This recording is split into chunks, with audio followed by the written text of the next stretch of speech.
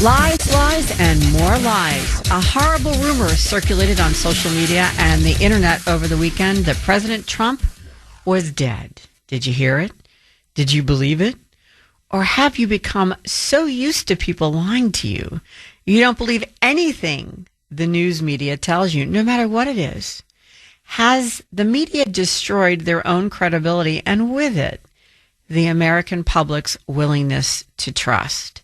617-266-6868 is the number here. 617-266-6868. The text number is 70470. This is Sandy Shack in for Jeff Kuhner.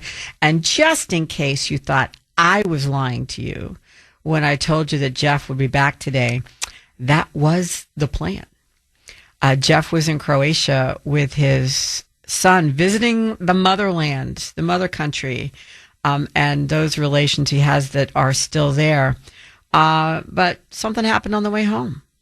There was an issue with a bus stopping very suddenly. I don't know more than that about what happened. I do know that Jeff was roughed up in the incident, and he needs a little time to recover. And we are hoping that he will be back tomorrow, and I'm sure he will tell you all about his experience as soon as he gets in front of the microphone again, but he needs an extra day. I was texting with him when he was in the airport in Paris coming home. It was his birthday yesterday, in case you want to wish him a belated birthday when he comes back online. And he was not feeling very good, but he was in Croatia when the accident happened, or when whatever it was that happened. And, you know, I think he was feeling more secure coming home to the United States to get a thorough medical going over, and that's what he's doing. But today, I want to talk to you about the lies, and the more lies, and what they lead to. And as I started to tell you, before I took that little side trip to let you know what was going on with Jeff, rumors about President Donald Trump's health spiraled into a frenzy on social media on Saturday, leading to some very false speculation that he, had passed away. And of course, those rumors were all complete and utter bull bleep. The president is most certainly alive. And in fact, various media outlets began reporting in response to that media that he that rumor that he'd been spotted playing golf in Virginia later in the morning. But online speculation about the president's health gained traction when social media posts on Friday night claimed that the president had not been seen publicly since Tuesday. And the terms hashtag where is Trump and hashtag Trump dead began trending on Saturday. What basically happened was that the president took a brief hiatus from public appearances. And who knew that was all it would take to spark morbid theories and social media posts speculating that he had died. Seriously, he doesn't have a daily presser, and all of a sudden he died. And add to that the fact that nobody had seen him for a couple days, that the White House released a blank schedule with no public events for the president during Labor Day weekend. Is that so unusual? The guy who's been busier than any three presidents put together took the long weekend. But that hiatus sparked, hashtag Trump is dead and where is Trump? And that was trending all through Friday night into Saturday morning. And, this is, so then you get these responses like, waking up to hashtag Trump is dead and hashtag where is Trump? Has anybody seen J.D. Vance? Which is, the nod to the fact that Vance had been spending a lot of time around,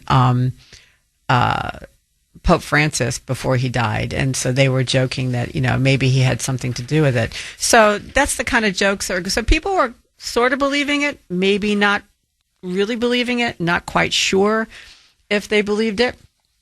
But reports were also fueled by an interview last Wednesday with USA Today, in which Vice President J.D. Vance said that although Trump was in good health, he, JD, was prepared to take over the role of commander-in-chief should a terrible tragedy strike.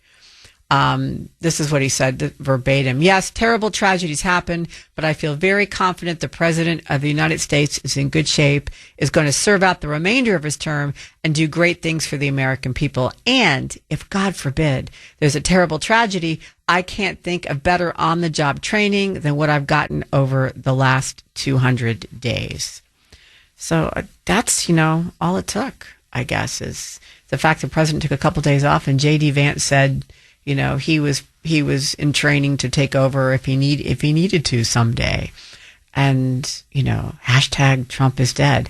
According to Grok, which is X's AI-powered chatbot, posts speculating about President Trump's possible demise had acquired over 1.3 million user engagements as of Saturday morning.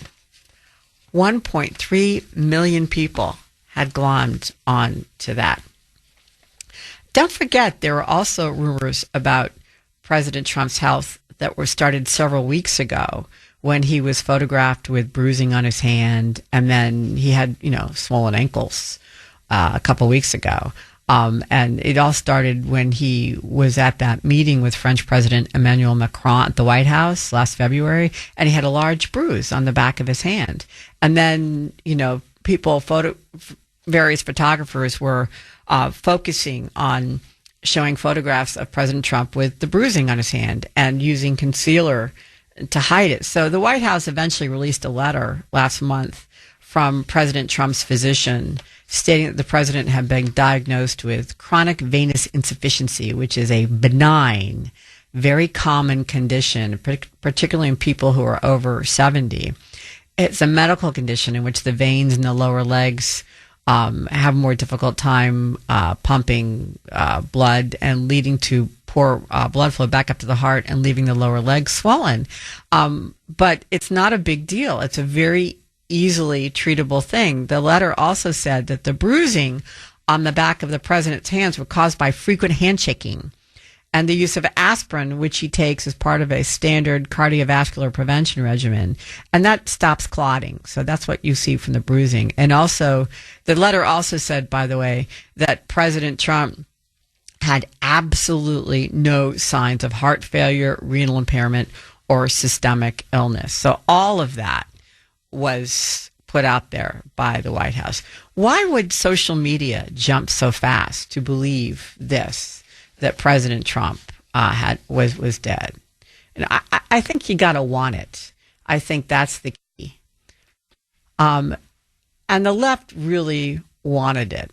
They're still trying to deflect from the very serious, very real concerns about President Biden's health while he was in office, both mental health and physical health. Remember, he had both an issue with dementia and prostate cancer, which he was diagnosed with while he was in office. And I'm pretty sure they kept that from us for a while. But how does that explain, a Trump death rumor taking flight, you ask, because it happened really quickly. Well, that cover-up of President Biden's health gave Democrats two options here. One, Democrats wanted to believe there was a Trump health issue being covered up because it made their own actions in covering up President Biden's issues less egregious. They didn't look so bad if somebody else was doing it too. And two, if you're not a Biden apologist and you remember all the lies you were told under the Biden administration, didn't it make it easier for you to believe that the administration now might be doing the same thing under President Trump? I mean, isn't that kind of why this kind of rumor would take flight? I mean, concerns over President Biden's health had been raised before, he walked away from running for a second term. And earlier this year, don't forget that, Alex Thompson from Axios and CNN's Jake Tapper had revealed that aides had hidden the extent of President Biden's physical decline, not only from the public, but from his cabinet as well. Do you remember that? I have that cut in case you don't remember that. That's let's see, that's cut 130, Mike. That was just one of 3 cabinet meetings President Biden held in 2023. And in 2024, the president would hold only one. We spoke with several cabinet secretaries for the book, and this period of time is what one of the secretaries called the weird period, detailed in a brand new excerpt of my upcoming book with Axios' Alex Thompson. It says, the presidency requires someone who can perform at 2 a.m. during an emergency. Cabinet secretaries in his own administration told us that by 2024, he could not be relied upon for this. So they were hiding stuff from the cabinet. That's what we've dealt with for the past 4 years. And we were pretty sure they were hiding stuff. So, I mean, at the time when President Biden was in office, many people on the internet were waving these red flags, and they were dismissed as conspiracy theorists trying to undermine the Democratic Party. And then it turned out, in fact, there was cause for concern about President Biden's health. So, you know, the internet gossip about President Trump's health may have been spurred as a desire for this to be the equivalent on the other side. The lie President Trump was dead went around the world this weekend, basically because he took the weekend off. Did you hear it? Did you believe it? I heard it, but I paid no attention to it. Why would people believe such a rumor? Is it because we've been lied to so much in the past 4 years over specifically among many things, but President Biden's condition, so that makes any rumor regarding a president, plausible at this point. And add to that, I think that Democrats want there to be something wrong with President Trump. You see this all the time in things they say. Here, I want you to hear. This is Maxine Waters. She's the Congresswoman, Maxine Waters, who is, to be honest with you, I think she's a nut, but, you know, to each their own. She wants to use the 25th Amendment to find out what's wrong with Trump and his fitness for office. Cut number 28, please, Mike. I want, even though I know it may not happen, the cabinet that he's appointed, a bunch of his sycophants, who probably won't do what I would recommend. It is time to call for Article 25 of the Constitution of the United States of America to determine his unfitness, to determine that something's wrong with this president. And I would suggest that we move very aggressively to talk about the danger to this country and to our democracy and not play around with this, because this is absolutely one of the most destructive things that this president could do. Do you know what I mean about wanting it? She wants there to be something. I don't remember her ever calling for the 25th Amendment when President Biden was in office, who we now know actually did suffer from a mental acuity issue. Governor Pritzker, Illinois governor, who is really upset about the idea that President Trump might bring law enforcement to Illinois, thinks there's something wrong with President Trump. Cut 129, please, Mike. Earlier today in the Oval Office, Donald Trump looked at the assembled cameras and asked for me personally to say, Mr. President, can you do us the honor of protecting our city? Instead, I say, Mr. President, do not come to Chicago.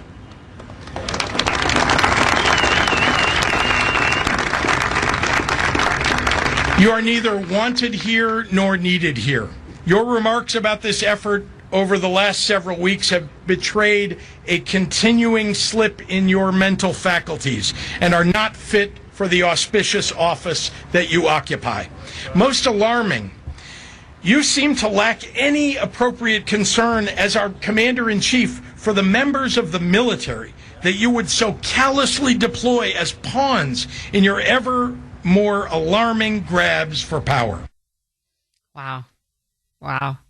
Continuing slip in mental faculties. See, they want it. They want this to happen.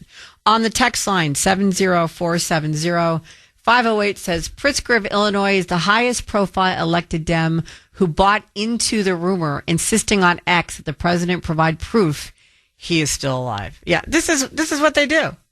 This is what they do. So I want to know from you, did you hear the rumor? Did you believe it? Do you believe anything the media says anymore? Also on the text line, 70470-617 says, Sandy, I used to believe that we had landed on the moon. Now I don't believe there is a moon.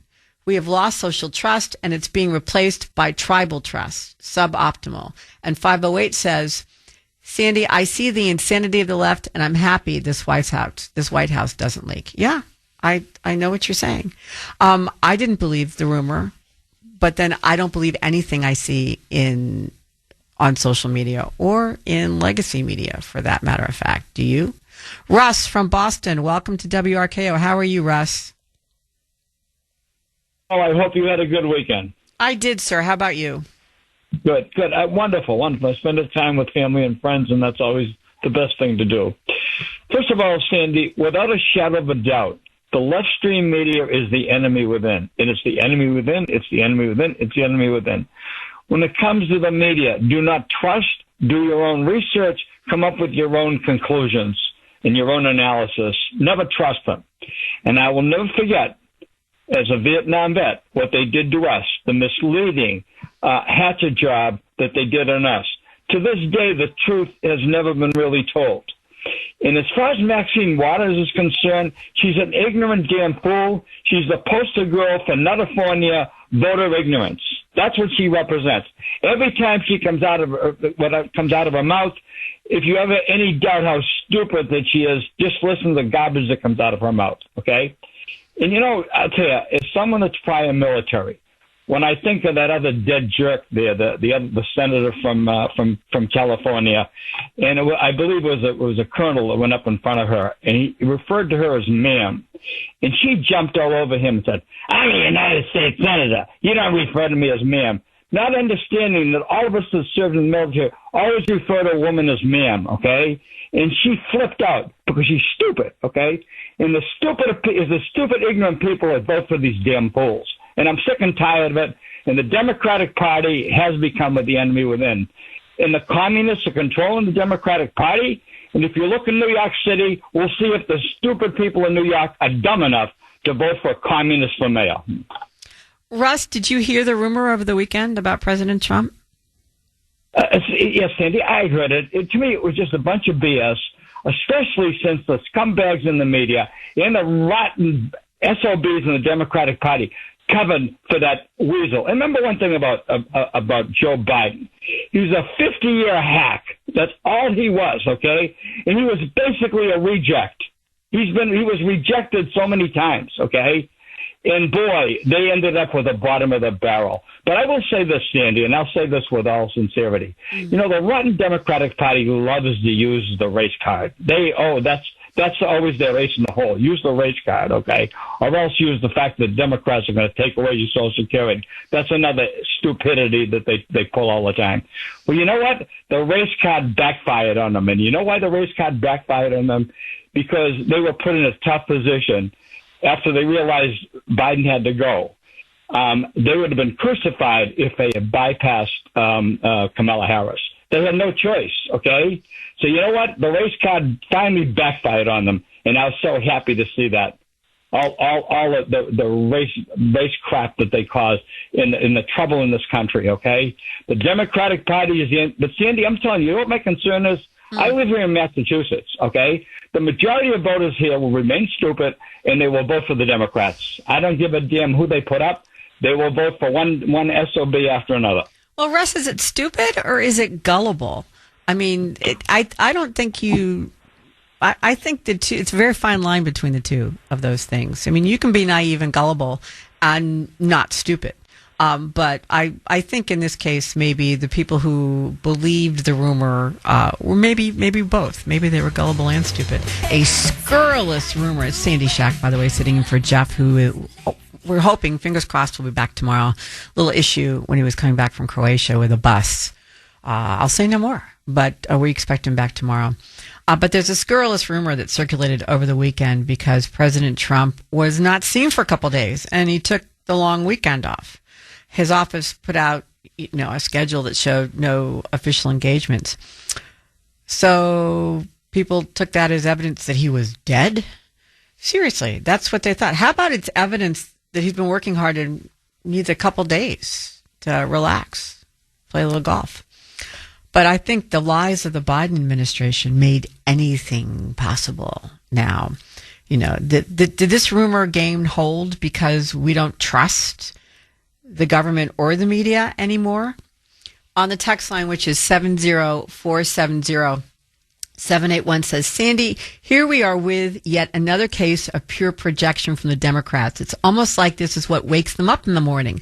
My better judgment says that a very small percentage of those million people on social media actually believed it. I imagine a high percentage were just trolling and projecting per usual. But here's the thing.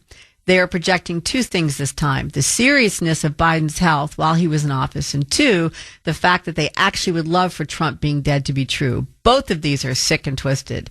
This country needs another wake-up call. Yeah, I think we do need another wake-up call.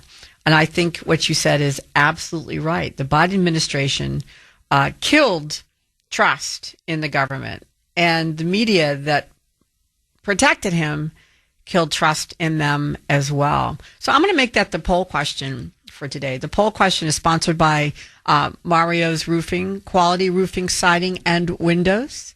You can take the poll question at the Kuhner Report on X, or you can go to WRKO/Kuhner to take the poll question. And the poll question is, who do you trust more? The government? A, B, media? How about C, neither? You don't trust anybody anymore. How do you feel about the government, the media, or both of them are out as far as you are concerned? Because I think what happened during the Biden administration has killed trust, period.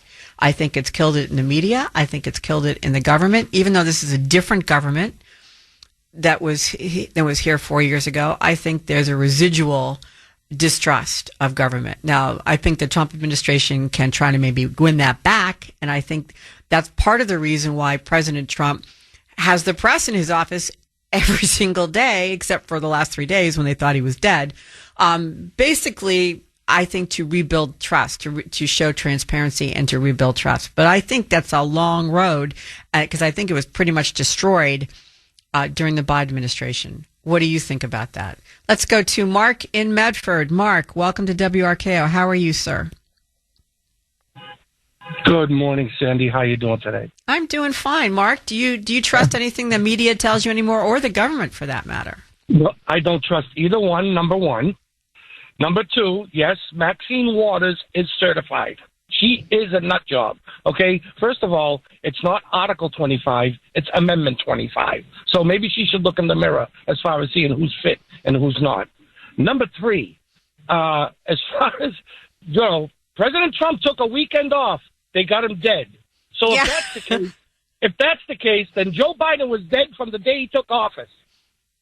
Well, that may be why they rolled him over to the beach every other weekend so we could see him out in the chair, It was like a corpse rotting. It was like a dead fish rotting in the sun on the beach. And you can smell the stench of the corruptness coming off his body. I mean, seriously. I mean, Sandy, the media and the government, no, I do not trust either one of them. Did you trust them before President Biden?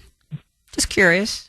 No, absolutely not. So you've never trusted. So the Biden administration really didn't change your trust level. You didn't trust him before, and you still don't trust him. Since I understood what politics was all about, Sandy, I realized there's way too much government, and you can't trust more than half of them. Yeah. Did you hear the rumor over the weekend? I did. I laughed. Yeah. I laughed. I said, first of all, if Trump died, this would be plastered all over the news. Okay, so don't give me the crap. Everybody thinks, oh, if it's on the internet, it must be true. Yeah. Okay, you keep telling yourself that. Yeah, no, I know. Well, to be fair, and Mike is a big, X user, is a big person on social media for postings and so forth. And I will be honest, social media does get the jump on a lot of major news stories. So it would not be surprising to see posts maybe 10 minutes ahead, 5-10 minutes ahead of it breaking on legacy media or even cable news media. But within a half an hour, they usually catch up if it's true. So I can see that social media might get literally like a 5-minute lead time, that happens, but not more than that. Because the first thing, don't you think, and I see it in the newsrooms that I've worked in, they have social media screens and they're monitoring social media all the time. And when there's a story that, if it's true, could be a big story, they immediately respond to it to discern whether it's true or not. So usually the outlets are, the decent outlets are within minutes of a real news story breaking on. So I can see where people would think, oh my gosh, is that true for a second? And then if you don't hear anything more within 5 or 10 minutes, it isn't. Basically, that's a general rule of thumb. I usually check everything out just because I don't trust anybody anymore. But I had pretty much the same response that you did, Mark. I started to laugh out loud a lot. Thank you for the call. I appreciate it very much. Let's go to Dave in Pennsylvania. Dave, welcome to WRKO. Did you hear the rumor over the weekend? Yes, I did. And to add to Russ's call, I'm a veteran too because, I don't believe anything the media says. Sandy, and the left wants President Trump. They've already tried to kill him up this way in Butler, PA, and then once at his golf course in Florida, and guess what? They missed. And that goes to show you, just like with their biases, they miss on Trump, even in the media and in the editorial sections of the papers, I mean, the New York Times can't help but write in their main pages that they hate the guy, which is not news. It's all fake news, hence the fake news. Yeah, it is. I think a lot of it is fake news. Now, did you trust what you heard in the news or from the government before President Biden, or did you maybe trust one or the other, but not both, and now you don't trust anybody? What's the combination there for you, Dave? Well, Sandy, going back to the second Bush administration, an author by the name of Bernard Goldberg. He used to work at CBS News. Yep. He wrote a book called Bias, and I read that. And then that, and along with other events in my personal life that happened overseas in Iraq, both times, I don't trust the media as far as I could throw them, nor the CIA or any of the three-lettered alphabet soup. And just real quick, happy birthday to Jeff, and I hope he's recovering well. And you're doing a great job, Sandy. Thank you so much. I appreciate it very much, Dave. Thank you. Thank you for the call. 617-266-6868 is the number here. 617-266-6868 if you want to get on board. When you hear a call drop off, it means a line has opened up for you. Yeah, President Trump weighed in pretty quickly after the rumor started getting hold on Saturday morning. And even when he went to play golf, which some of the media covered so they could say, no, he's right there. I can see him right in front of me. But he was spotted golfing at a course in Virginia, but did not comment publicly until Sunday afternoon. And he put a post up on Truth Social and replying to another user, writing in the response box, he said, "Never felt better in my life. Also, D.C. is a crime-free zone. President DJT." This is one of the things that always cracks me up about President Trump. No matter what it is he's doing, he will find a way to get his message out there about whatever it is that he wants to get out there, in which case, crime and fighting crime. He also shared the link to the message from the user at DC Drano. That's the caller or the poster that he responded to which he was replying, accusing the media of a comical double standard in coverage. He said, Joe Biden would go multiple days at a time without any public appearances, and the media would say he's sharp and on top of his game. And it said, meanwhile, this is the user Trump was replying to. This is what the guy said responded to that. He said, meanwhile, he was wearing diapers and napping. And then the guy also said, President Trump puts in more public work hours than any other POTUS in U.S. history, and media freaks out if he disappears for 24 hours. I think that's an accurate description of what's been going on there. So do you believe what you see on social media? Do you believe what you see in the news? And do you believe what your government tells you? Because I don't. I used to, but then I used to be more naive than I am now. The duplicitousness of the last administration wiped out any trust that I had left in the media. And I'm trying to keep an open mind in regard to the government because it's a different government in there now. But it's hard for me to get past my suspicion. This is Sandy Shack sitting in on the Kuhner Report for Jeff Kuhner, who is recovering from his vacation. He will be back tomorrow. He had to come back a day late. He'll explain it all to you when he comes in tomorrow. The text number is 70470. 508 on the text line says, the panic, conflated with the Biden regime, destroyed all trust in government and media for me. I now question a lot of what has gone before. What they are truly doing to us and what they have been doing to us all these years. Everything is tainted. The Dems have no one to blame for this falling away. Yeah, I don't disagree with what you said. I think that has a lot to do with it. I think the fact that we were lied to so thoroughly during the Biden administration destroyed whatever trust that you may have had left in either the government or the media that covered up for them. I trust neither at this point. And I think that mistrust is what made it possible for people to believe a rumor over the weekend that President Trump was dead.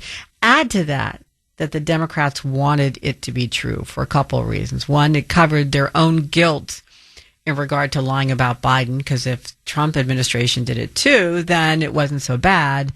And two, I think they wanted it to be true because they really hate him that much.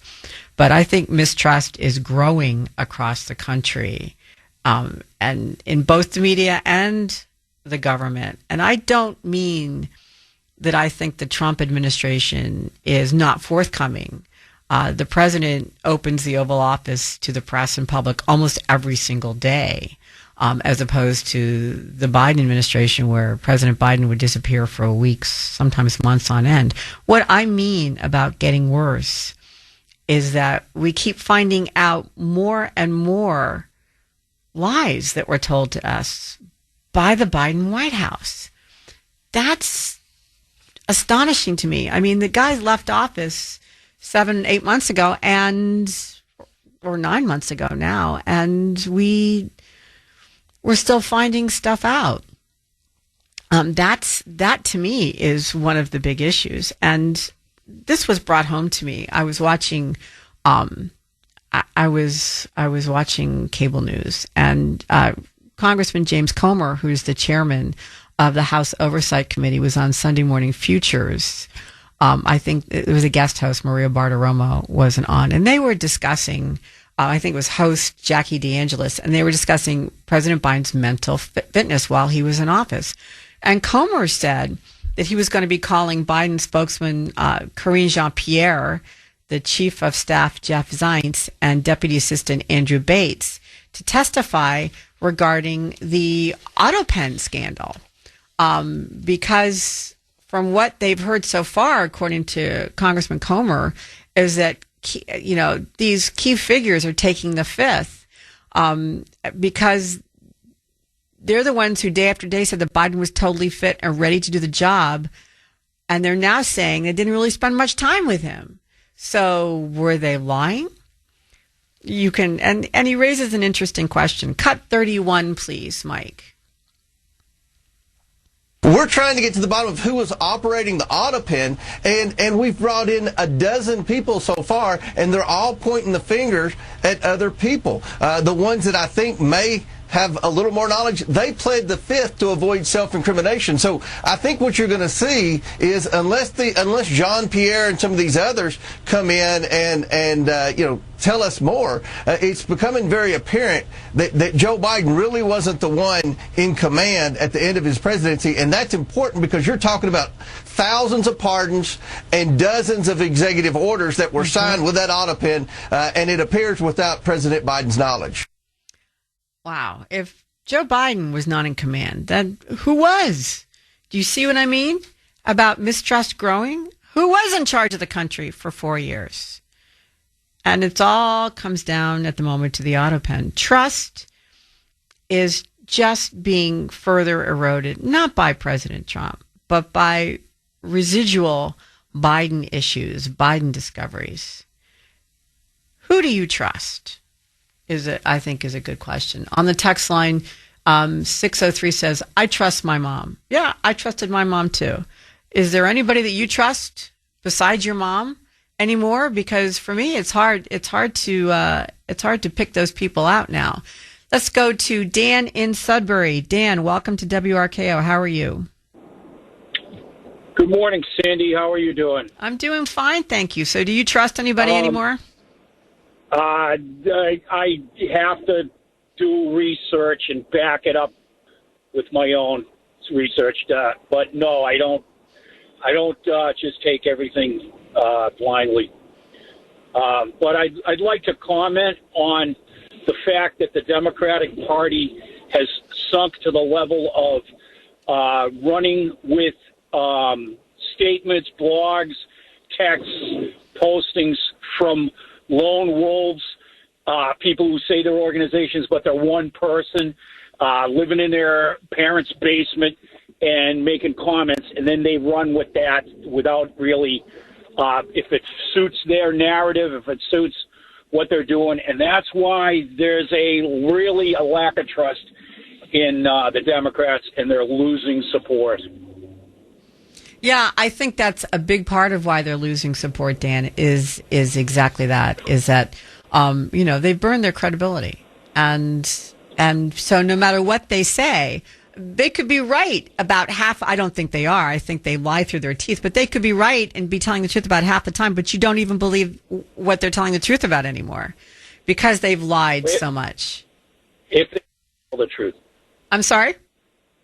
If they do tell the truth. Yeah, exactly.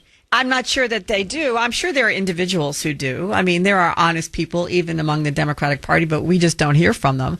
The ones that take the limelight, that get out there, are the ones like, Maxine Waters and J.B. Pritzker, who are out there lying through their teeth and basically just, casting these horrible accusations without anything to back it up. I mean, and we've seen this time and time again. And I thought that maybe it would, I'm naive. I'll admit I am very naive in many instances. I thought it might get better. Dan, when President Trump got into office, meaning they would get their act together so they could put somebody up in 4 years who had a fighting chance of winning. And maybe they will, but I haven't seen it so far. I just see more of the same prevarication, more, they basically pee on us and tell us it's raining almost every single day. And it's like, but the problem is we see it now. Even hardcore Democrats see it now and are like, what? Stop. You're destroying the party. James Carville came out and told his party, and he's about as nutty a supporter as you can get when it comes to the Democratic Party, and told them to stop. Just stop it.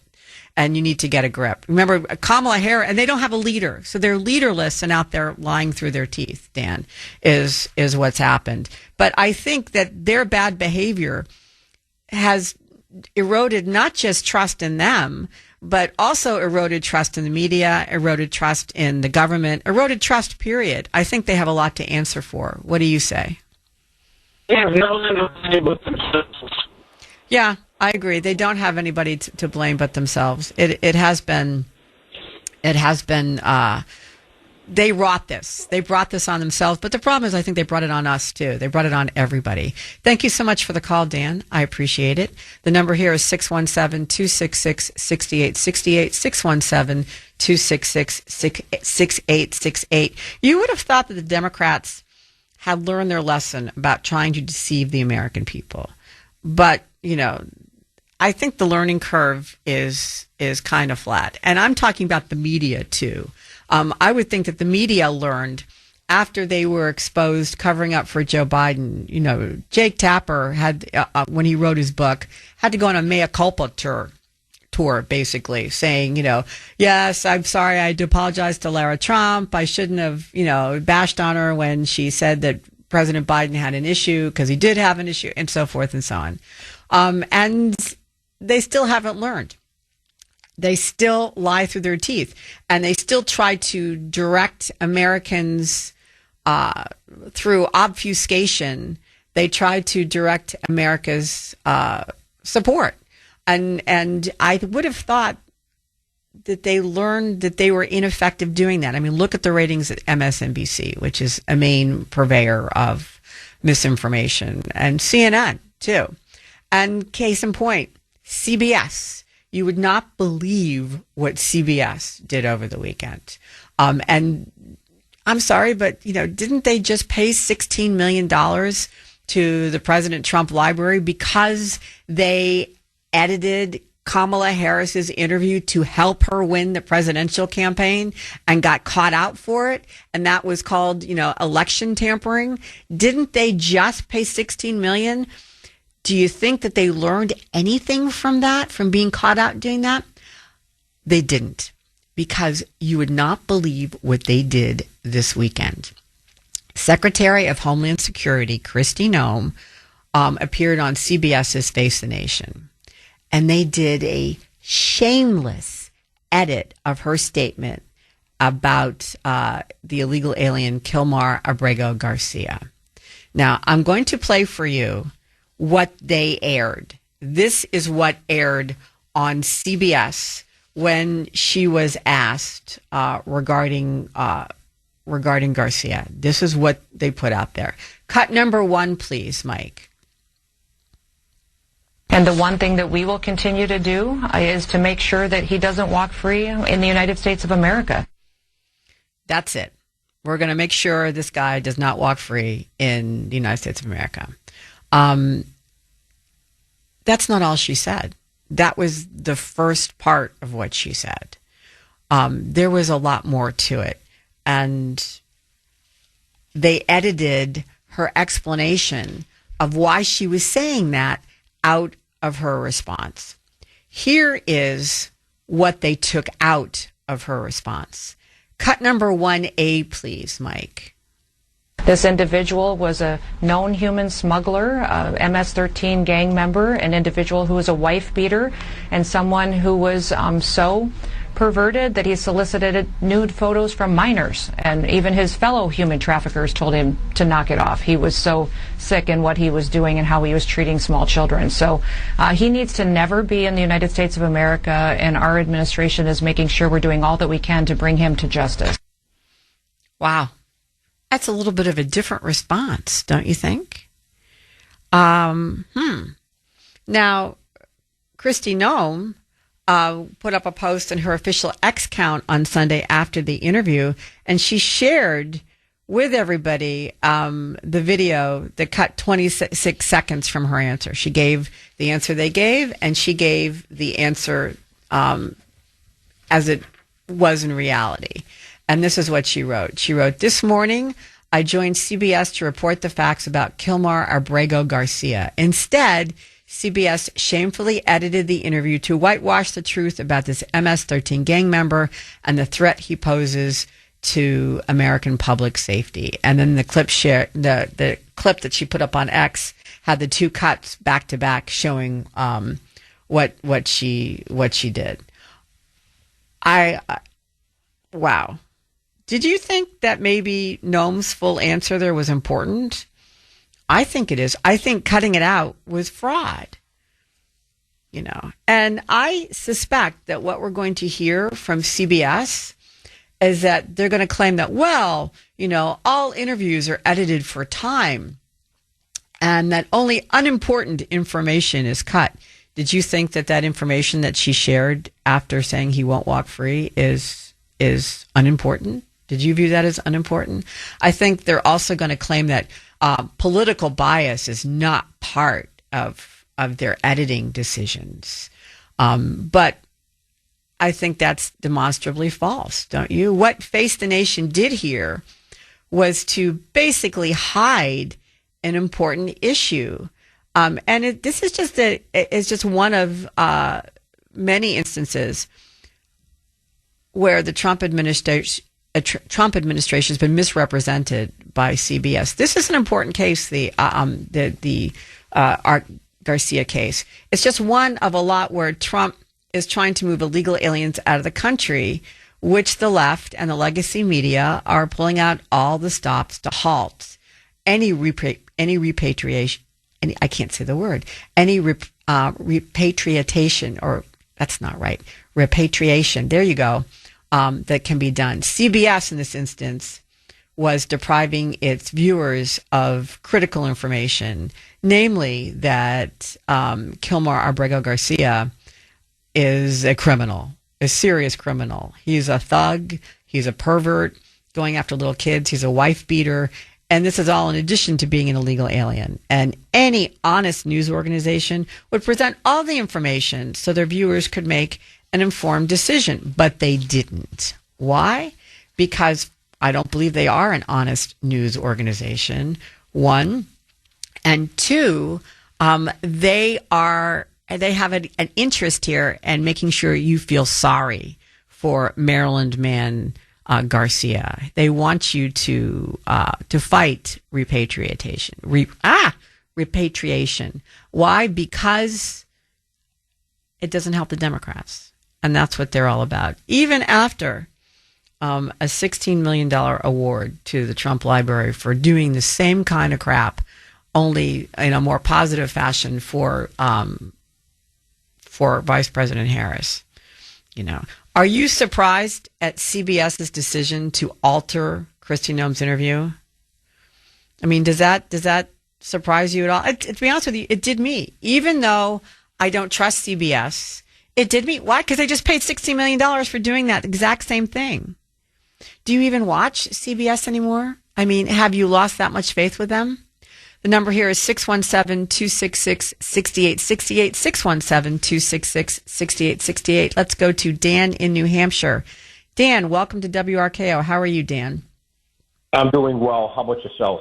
I am doing fine. So do you still have any trust left in the media? And are you surprised that CBS did this to Kristi Noem?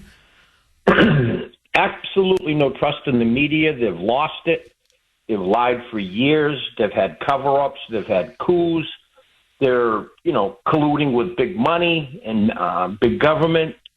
I believe that really no one should have complete faith in the government. This particular administration, I like it. Trump's following through. He's doing what he said he's going to do. He's got a ton of accomplishments. I hope he wins the Nobel Peace Prize. You can have faith in a man that shows you what he's doing. Yeah. Biden, I mean, quite honestly, sleeping, stumbling, fumbling, mumbling, losing his way, people trying to find him and put him straight and get him off the stage. Biden was lying about international affairs, his business dealings.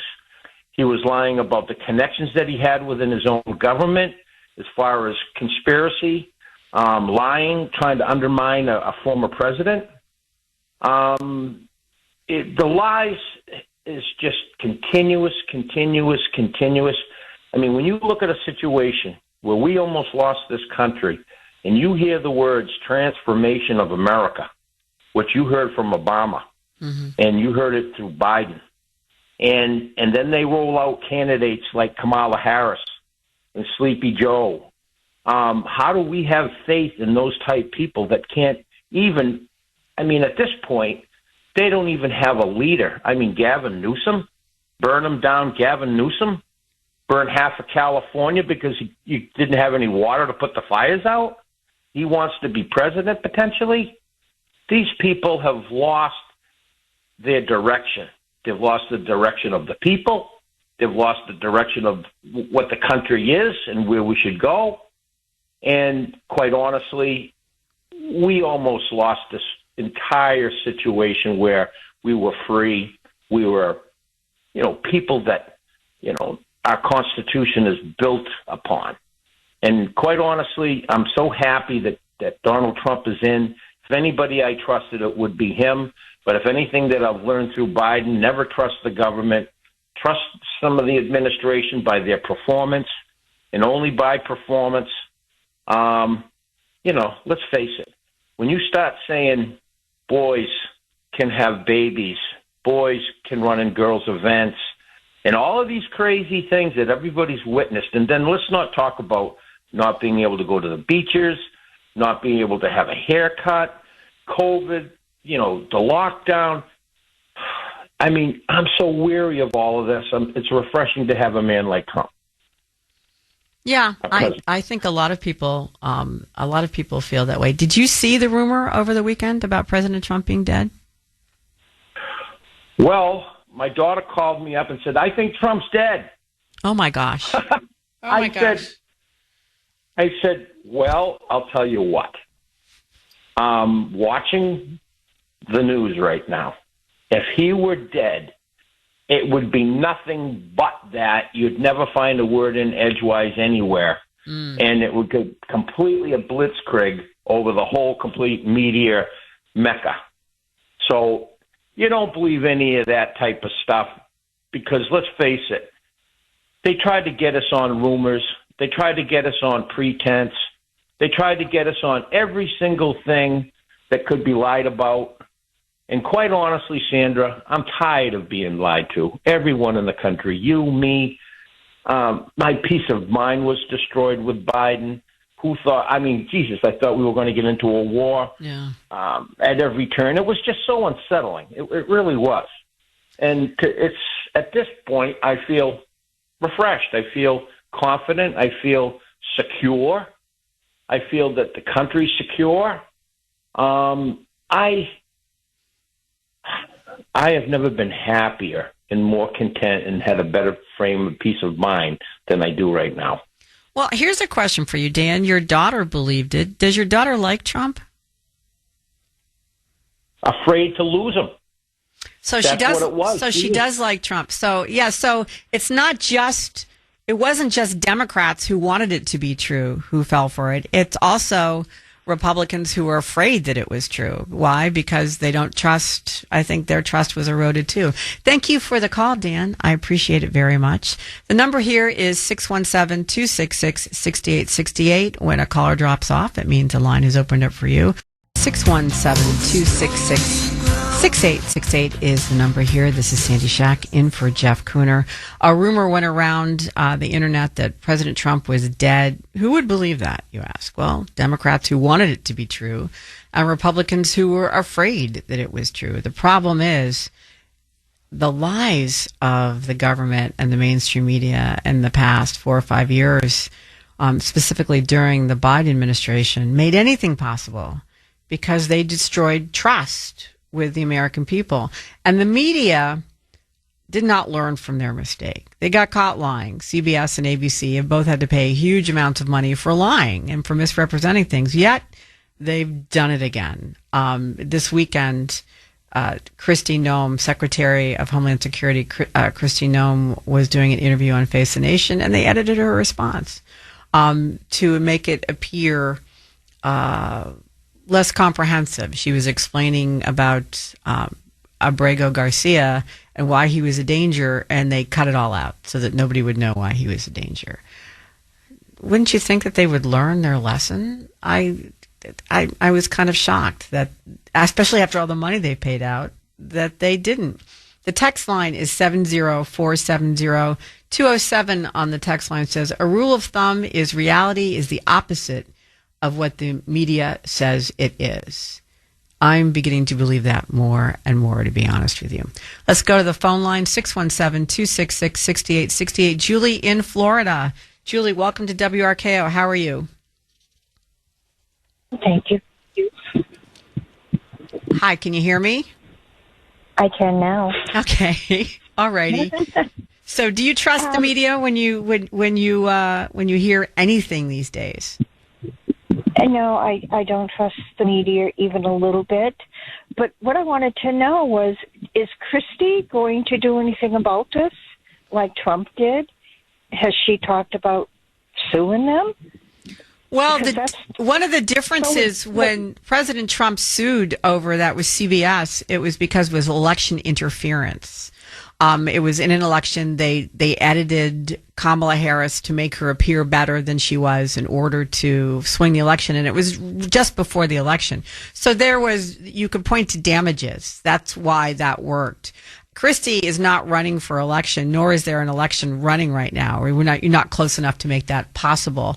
So, so the answer is no. What she did was expose them. I don't know if there's any legal recourse besides just showing people what they did, to be honest with you. That's a good thing. And while I have you on the line, what's going on with Jeff? Jeff was in Croatia he took his son Ashton to Croatia back to visit the land of his family. And while he was there was some kind of incident with the bus. He was on a bus going to visit his aunt, and apparently the bus stopped short, and Jeff was injured when it did. And so he came home yesterday and he was in a little discomfort, and so he wanted to really see his doctor today. So we're just giving him an extra day's grace period to make sure everything's okay before he comes back. But we fully expect him back tomorrow. That's great. Yeah. Well, I'm glad you reported on this, because I did hear Christy talk about what they left off, and I mean, what is the point of the news if they're not telling you the whole story, and the story that they do tell you is a lie 90% of the time? So what's the point? Well, to be honest with you, as somebody who has dealt with news and talk radio for a long period of time, I have a rule of thumb, and most of the people I've worked with have agreed with me on it. I will not do on the air taped interviews. Everything that I have ever done, whether it's a show I've produced or a show that I've hosted, it's a live interview. I don't want any edits. I don't want any misrepresentation of anything. So whether I'm a guest on somebody else's show, or whether I am having somebody a guest on my show, or whether I'm booking a guest, if they will not do it live, then we don't do the interview. This is one of the reasons why, so that people get full, unfettered access to whoever it is you're presenting, and it's not a skewed point of view. So I'm just saying, I understand why they can't necessarily do that for Face the Nation, but, don't hand me this. I edited for time and took out the stuff that you don't like. That to me is just one more nail in CBS's coffin. Thank you for the call, Julie. I appreciate it very much. Let's go to Kevin in Stoneham. Kevin, welcome to WRKO. How are you? Hey, Sandy, how are you? How are you doing? I am fine, Kevin. So did you hear the rumor about Donald Trump over the weekend? I did. I just really didn't really pay much attention to that. But when I do see posts, I don't watch the news anymore. I cut the cord, so I get most of my news from Twitter these days. And when I do see and talk radio. When I do see something from CBS or ABC or CNN or any of those, I really don't trust them at all anymore. Especially after, are you familiar with the speech that Obama gave in April of 2022 before Stanford, in which he says that as long as you can flood the public square with enough raw sewage, you can make people believe anything you want them to believe? That's nifty. What a colorful metaphor for what the Democratic Party and the mainstream media have been doing to the American public. Right. I'm sorry, Kevin, you got cut off there. What? I said you're familiar with that speech. Then, I am right? not familiar with that speech. No. Well, look it up. It's hard to find out on YouTube, but it's a speech he gave before Stanford, in which he states that quite plainly. He says you can. If you flood the public square with enough raw sewage, you get people to believe, to not know what to believe. Then you've won. Was his basic sentiment. And let me ask you something. When he said that, was he saying that he was doing it, or was he accusing the other side of doing it? He was talking in general, I think, and I think he was probably talking about the other side, because that's a tactic that they use, accuse the other side of doing what you're doing. Exactly. Whenever they accuse a Republican of doing something or Trump of doing something, then I look behind and say, well, they have to have been doing that themselves. That's the only reason why they would have mentioned it. I think that's fascinating and explains a lot, don't you think? And I think it's cojoined to the Smith-Munt Modernization Act, in which he allowed the mainstream media to be propagandized, and I think that's what we see in the press even still today. That needs to be repealed. Yeah, I don't disagree with you. I think it needs to be repealed as well. But no, that's a very colorful analogy, and I can see where he was basically drawing a roadmap for everybody as to where he was going. I think it's arrogance. He absolutely. He's just put it right out there and said, "This is what we're doing." Absolutely is arrogance. Thank you so much for the call, Kevin. I appreciate it very much. We need to take a break. 617-266-6868 is the number here. This is Sandy Shack in for Jeff Kuhner here on the Kuhner Report. Media lied continuously during the Biden administration and appeared to have learned nothing from failing ratings and lawsuits and settlements they've had to pay out because of those lies. Instead, they seem to be, getting worse as opposed to better.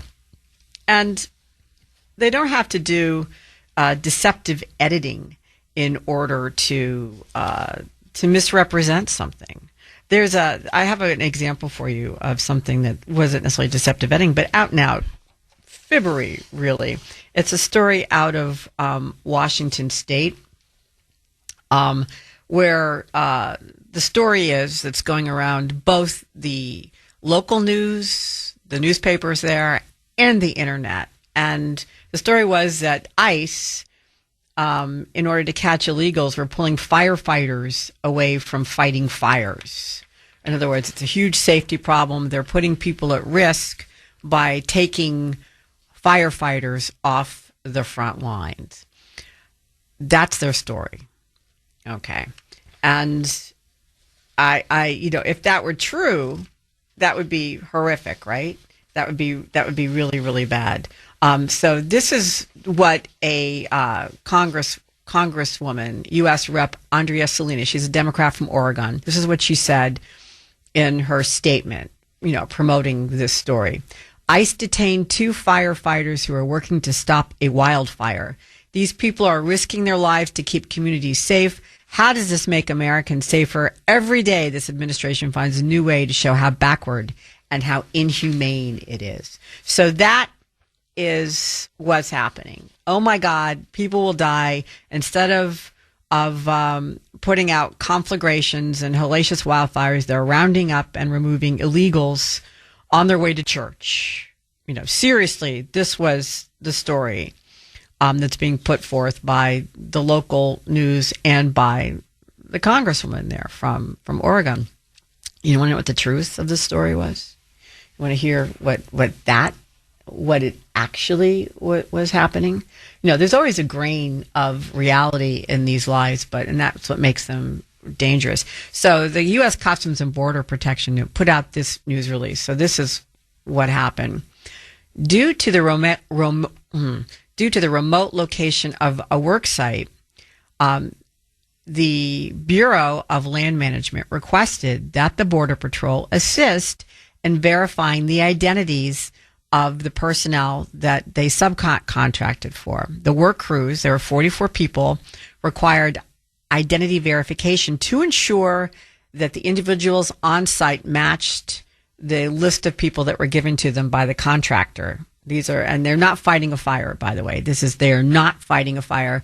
It's a work camp, and the Border Patrol is called in by the Bureau of Land Management Rangers to make sure that the people that were hired were the people that they matched the list that they were given by the subcontractor. So, and that's what they're supposed to do. Border Patrol, one of their jobs is to support rangers and verify identity for the rangers. Now, while they were doing this, they found several discrepancies, and 2 individuals were found to be present in the U.S. illegally. One already had an order of removal. In other words, he'd already been deported and come back. The 2 individuals were arrested and transported to the Bellingham station on charges of illegal entry. 42 individuals were released from the scene and, went about their business. So none of this had anything to do with firefighting operations or the response to any active fires, nor did it pose any danger to the surrounding community. In other words, this was preventative. This was, they basically were checking out the people that were being hired to fight the fires, but there was no fire being fought at the time. So the Border Patrol had been alerted that there were illegal aliens, had been hired by the third-party contractor who was out of Oregon. They were firefighters on paper, but neither were fighting fires. And when the Border Patrol checked the records and the contractor records didn't match the people on the site, the officials found those two guys who had entered the U.S. illegally and detained them. They were not out on the fire line stopping a fire. They weren't saving babies. They weren't rescuing puppies. They were chopping wood. That's what they were doing. They were chopping wood at the camp, and they were detained and transported to a detention center. But the legacy media turned the narrative into Border Patrol and ICE pulling heroes away from the front lines who are fighting fires and saving children. That's what I'm talking about, an out-and-out lie. So there's a grain of reality. There was a camp with independent contractor firefighters hired. They weren't fighting a fire. Nobody was pulled off the front line. These guys were illegal and they didn't match the roster. They were hidden in among people who were legally there. That's what happened. What is worse? Is it the deceptive edit that CBS did with Kristi Noem, or is it out and out falsehood from this congresswoman and the media in Washington State and Oregon who are trying to portray illegal aliens as children saving firefighters when they were cutting wood at a camp and were there illegally? Which is worse to you, do you think? Let's go to Joan in Boston. Joan, welcome to WRKO. How are you? I'm very disgruntled about this, Sandy, as are you. I've worked in legacy media for a good part of my career, and when COVID hit, that's what really opened my eyes. How about you? Is that when you realized that the truth was not being told and it was being twisted and they were serving a certain narrative? I think I knew a little bit before that, but like I've said before this morning, Joan, I'm very naive. So when I would see things before, I thought they were, basically, I would say, exceptions to the rule, and that most of what we were learning was still honest. And then you're right, COVID was a big wake up call for many people, I think. Yeah, and the sad part about it is, since COVID, you can't get the truth out there. I mean, I call former colleagues from major news outlets with stories, and they'll say, oh, no, we can't report on that. Mm-hmm. And one case in point, of course, is the Rivera family who had their 5 children taken by DCF. They've been railroaded not only in the court system, but they've been depicted as criminals in the media, and the media does not want to hear the truth. Mm-hmm. Boston Broadside is one of the only outlets that has actually reported the truth, and Jeff is hosting a screening on Sunday night at the Legacy Theater in Dedham, mm-hmm. and we're inviting Legacy Media to come and meet Izzy Rivera, get the truth from him directly, from his attorneys, and then see, will you really report the truth? Yeah. Or are you going to continue supporting this horrible narrative that is depicting 2 loving parents who have been together a dozen years raising 5 children? Mm-hmm. They had their 5 children taken from them just for standing up for their parental rights, choosing not to give. Boy, there are a lot of similarities between the story that you're telling and the firefighters in Oregon and Washington who had nothing to do with firefighting. Yet that's the story that was out there. It's the exact same kind of misrepresentation, don't you think, Joan? It's terrible. And the worst part is, these were 2 parents who had at-home businesses. They were thriving, supporting their family. And now they've lost their work. Their work has dried up. And they're depicted as criminals that are guilty of 5 counts of kidnapping. It doesn't say that they traveled out of the state with their own 5 children. It says that they are facing criminal charges, which are actually misdemeanor charges, for kidnapping. And so wow. Nobody wants to hire them, and the wife's previous employer said you can't have your job back until those charges are dropped. And DCF says you can't have your children back until those charges are dropped. And meanwhile, the mainstream media is depicting them as crazy, as criminals. They were incarcerated in Texas, held on $2.5 million bail, if you can imagine. And these are the details that mainstream media is consciously choosing to ignore.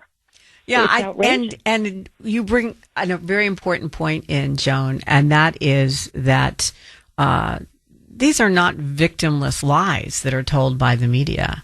They cause a great deal of damage, and specifically, you can point to in the case that you're relating to a family that's being irreparably harmed by the lies that are being told. But in general, all of us, I think, are damaged by lies that the media brings, because if nothing else, people tend to make big life decisions based on information they get from people they trust. And in the past, they've trusted the media, they've trusted the government, and now they can't trust either, and they don't know where to turn. This is Sandy Shack sitting in for Jeff Kuhner here on the Kuhner Report. The text number is 70470. On the text line, 508 says, Sandy, I first noticed media bias during the 2008 race for the Democrat nomination.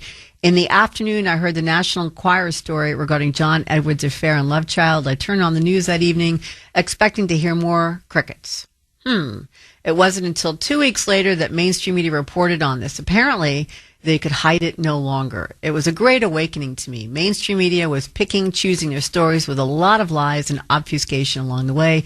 It seems that this is the path they are still committed to. It does seem that they are still committed to this path. Editing the Nome interview, misrepresenting illegal aliens as firefighters on the front line. And there was another one from just this past week that was, I thought, very insidious. But it's a story from Legacy Media and the left-wing, alternate news outlets, and it's about U.S. District Judge Sparkles Buchanan. She's in Washington, D.C., has temporarily halted the move of deporting hundreds of Guatemalan children, and that were sitting on the tarmac in a plane, apparently ready to take off. Here is the headline that you will see on places like Mediaite, Politico, The Washington Post. Judge's emergency halt dramatically blocks Trump from deporting Guatemalan kids as planes were ready to take off. That is basically the headline that you see. And essentially it was a group of Guatemalan kids that were here without their parents. They had arrived unaccompanied in the U.S., and they were being sent back in a kind of a pilot program to their home country in cooperation with the Guatemalan government. But they're represented as removing minor children, early warnings, sneaking them out. They didn't have a chance to contest their deportation, and the judge is riding to the rescue and protecting them from the big evil Trump administration, who's about to drop them off, I don't know, somewhere maybe in the jungles of Guatemala. But would you like to know what the real story is behind that, perhaps? The Trump administration has begun removal flights for Guatemalan kids because Guatemala has formally requested that these children be returned home. These minors are not stateless. They are not abandoned. All of them have self-reported that their parents live in Guatemala, and the Guatemalan government is publicly asking for their reunification. They want them back. But, you have Democrats and their allies in the courts are refusing to let them go.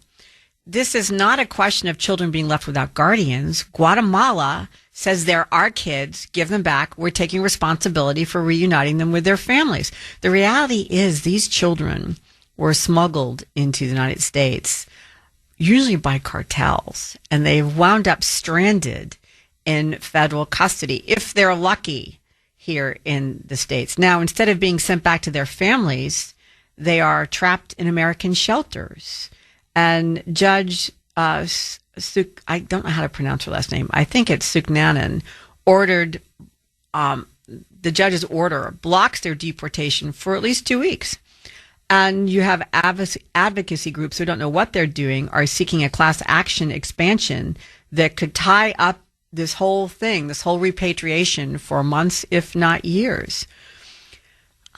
I can't even begin to explain how bizarre this is, because you have a sovereign government requesting the return of its children. What if this were American children being held overseas somewhere, and then the U.S. government says, please send our kids back here. Here's a plane. Send them back. Where are their families are here. We want to reunite them. And that government said no.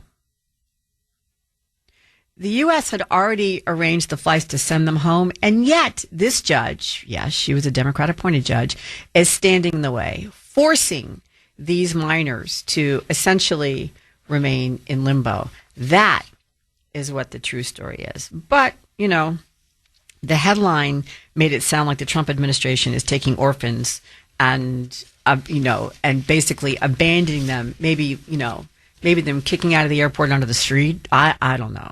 Doing one of those things. Are you surprised?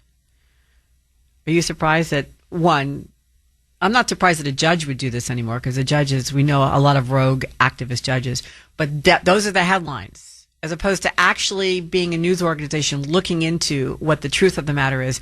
Those are the headlines that you're reading. Let's go to John in Worcester. John, welcome to WRKO. How are you doing today? How are you? And by the way, thank you for all your good work here while Jeff is gone. It's been great that you can carry on the show. Well, thank you. That's very kind. You're welcome. I'm commuting right now, so I want to make sure I don't lose the connection. But I wanted to go back and talk about my distrust of the media. Went all the way back to the dark days of 2020 during the Wu flu. Mm-hmm. I've been listening to a lot of standard media, and I was pretty clear that the numbers were being skewed, and we were being kind of railroaded down a path. And when they opened up unlimited mail-in ballots in Massachusetts, I knew that the elections were going to pretty much be stolen. So I had been listening to a lot of podcasts at the time, Ben Shapiro, and for me, the litmus test was after the election, when it was pretty clear that the election really was stolen, who would report on it and who would not report on it. And so I stopped listening to Ben Shapiro. One of the local guys in Worcester, Jim Polito, never commented on this, and I actually called him on the phone one day. So my sister told me about Jeff Kuhner and WRKO, and I got to say, that's when I switched over to listen to RKO, because he was dead on from way back then, right? So that's November 2020. Yeah. Yeah. Well, you know what, Jeff, I will make sure that he knows about that, because he would be very touched that you trust him. And I think it's well-placed trust. He's not afraid to make enemies when he goes on the air. It's one of the best things about him. And he and I don't always agree on everything, but there's one thing I respect him for, and that he tells it exactly as he sees it, and he's not afraid to do so. And it doesn't mean he's always right, in my opinion, but it means he is always sincere, and he gives you the best information he can at any given moment. And I respect him a great deal for that. So thank you so much for the call, John. I appreciate it. And, you know, it seems to be a lot of people are putting their moment of disillusionment with the press back to COVID, when they started to lie to us about the Biden administration started lying about the effectiveness of the vaccine, about where the Wuhan, where it originated. A lot of issues like that were coming up. So I think that's a good timeline when it comes to serious. I mean, there were issues before. An earlier call mentioned Bernard Goldberg's book Bias, which I too read. In fact, did an interview with Mr. Goldberg regarding his tenure at CBS and how the news was skewed, and that made me frightened. His book did at the time, and it was a very big deal, that book, when it came out, because it was the curtain being lifted to see the man behind the curtain, like in The Wizard of Oz, and it hadn't really been done before Bernie, or nobody from inside legacy media had done it before Bernie. So I think that was when my suspicion started, but they really started to take hold during COVID. I have to agree with you on that. And as Joan Quinn Eastman was saying earlier, Yeah, she felt the same way.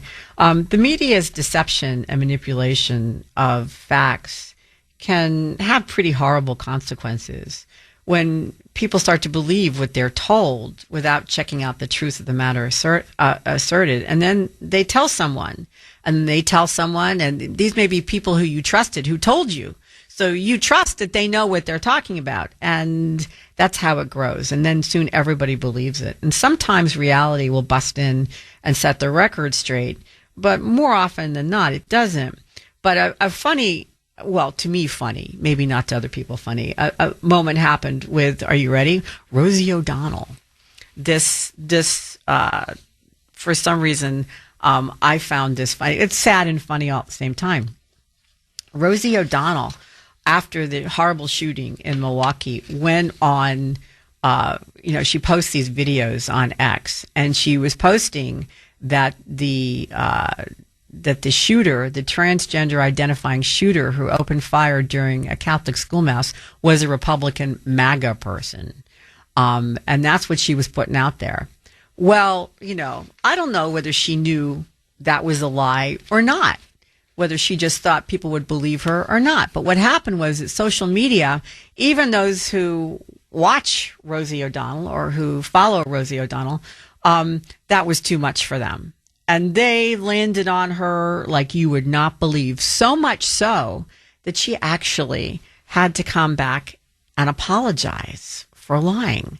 I never thought I'd see the day. Cut number 32, please, Mike. Hi, everybody. It's Rosie O'Donnell, star of the Flintstones. Listen, I have a cold sore. I know.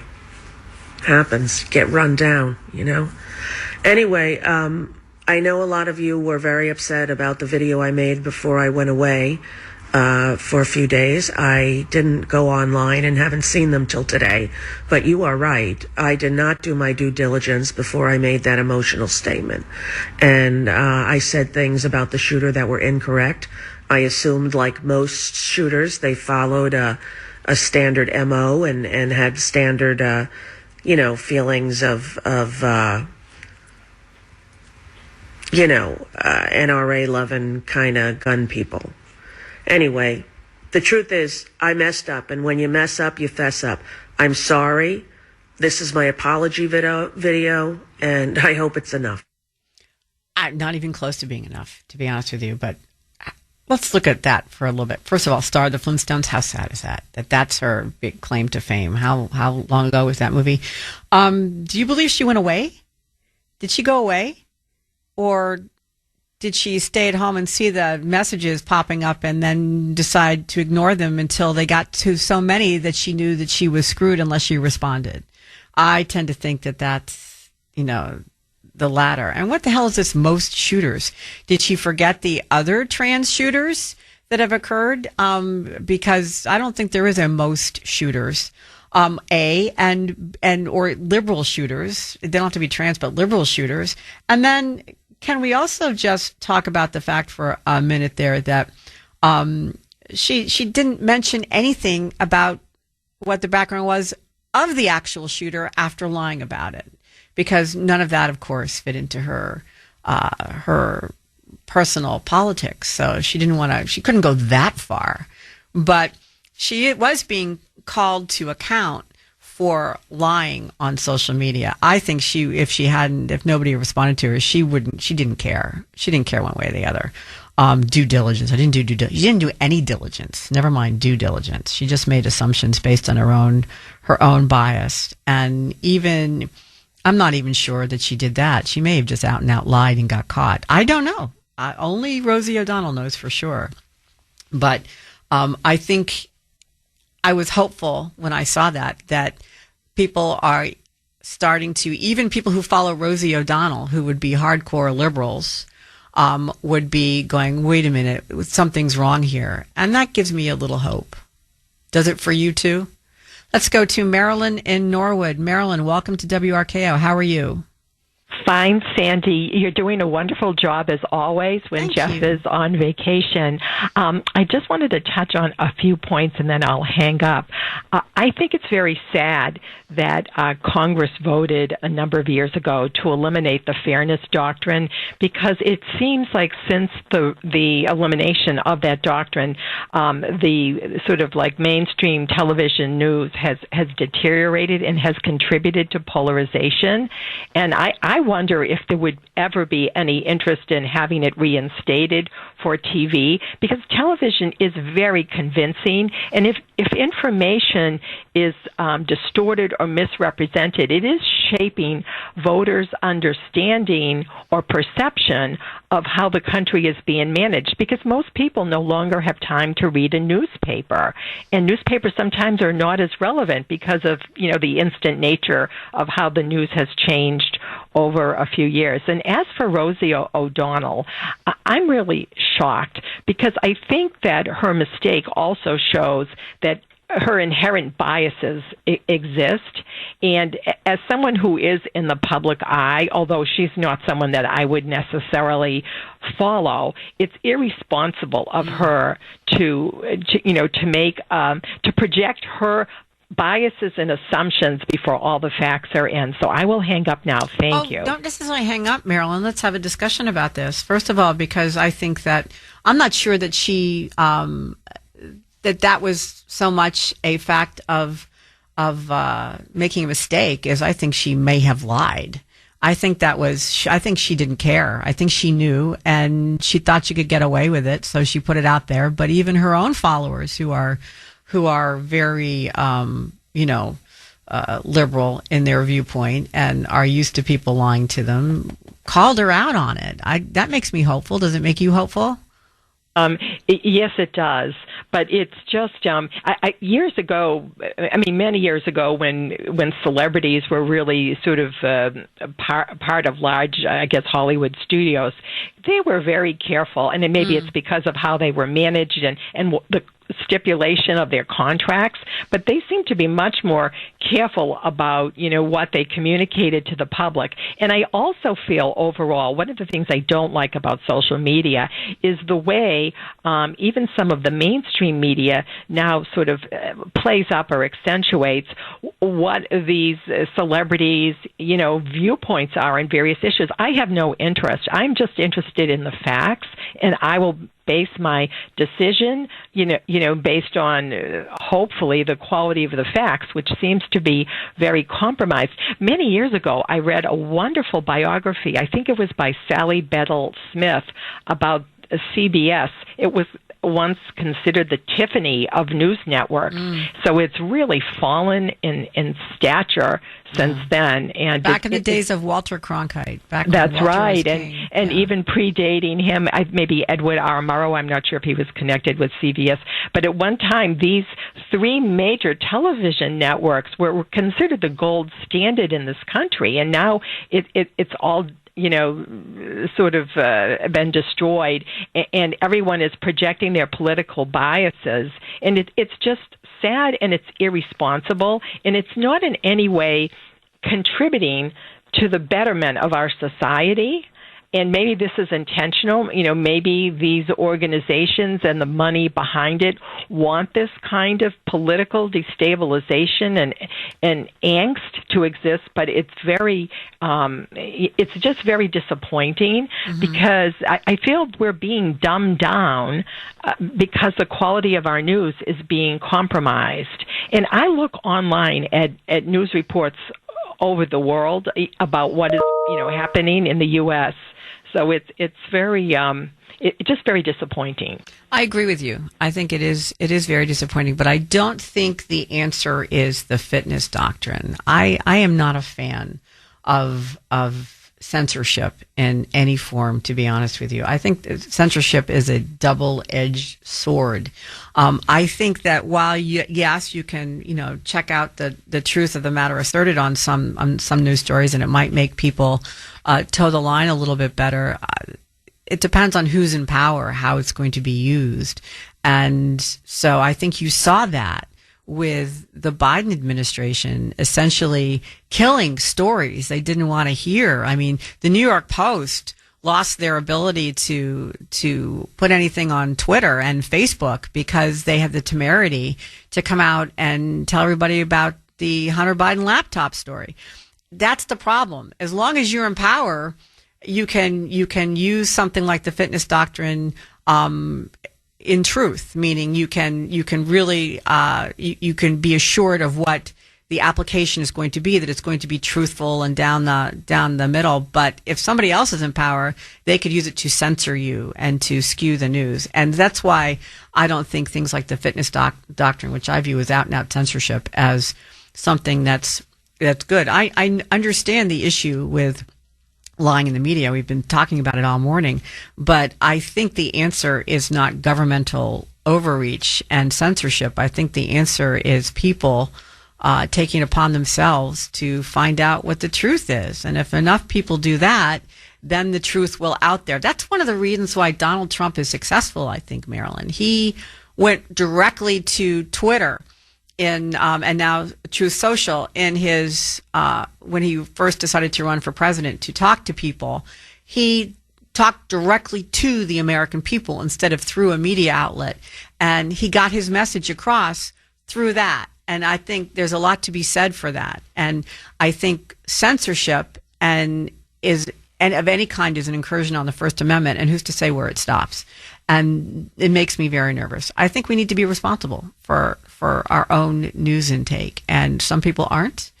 But I think more and more people are, and I think that's why Rosie O'Donnell had to apologize on her TikTok account or whatever account that was, because she lied. Whether it was through negligence or deliberate, she lied, and she had to apologize for it because her own people who were predisposed to believe her essentially told her that she had to apologize because they weren't going to stand for that misrepresentation. And that makes me hopeful that we can move forward without censorship. Thank you so much for the call, Marilyn. I appreciate it very much. Here's the thing about these misrepresentations. They're not just obnoxious, like Rosie O'Donnell is every day of the week. They are dangerous as well. They create a dangerous mindset where people are already predisposed to think what they want to think, to believe the lies if they fit with their own personal narrative. And sometimes the lies are so great that they think it is reasonable to respond with violence. And that is where these lies, like the one that Rosie O'Donnell told about the shooter in Milwaukee, and that is why the lies of the judge saying that these children were stateless Guatemalans that she was protecting. 617-266-6868. This is Sandy Shack sitting in for Jeff Kuhner here on the Kuhner Report. Lies the media tells are what we're talking about. A lot. They've been taking a lot of liberties lately. They have been for a while, but I thought it would get better. It hasn't. They put out misrepresentation by editing Kristi Noem over the weekend in her response on Face the Nation regarding Kilmar Abrego Garcia. They misrepresent illegals and claim that they're firefighters fighting wildfires instead of chopping wood. They misrepresent Guatemalan children, which the Trump administration are trying to repatriate to Guatemala, and their parents as abandoned and stateless. They're creating an air where people think that there is a dire situation that makes it reasonable to respond with violence. That is the problem that we have here. Creating a dangerous mindset where people already predisposed to think that something horrible is happening, that it's even worse than they thought. And the lies are so great that they think it's reasonable to physically respond. Resorting to violence to protest becomes acceptable with these kinds of lies. These people who lie, be it the media or government officials or party officials, they're claiming that the current government is incompetent and slowly leading the country toward an authoritarian regime. And former President Obama and his water carrier, former AG Eric Holder, did exactly that this past week. I want you to listen to it. Cut 21, please, Mike. Hey, everybody. It's Barack, and I am here with my good friend, Attorney General Eric Holder, because we're facing an existential threat to our democracy, and we need your help.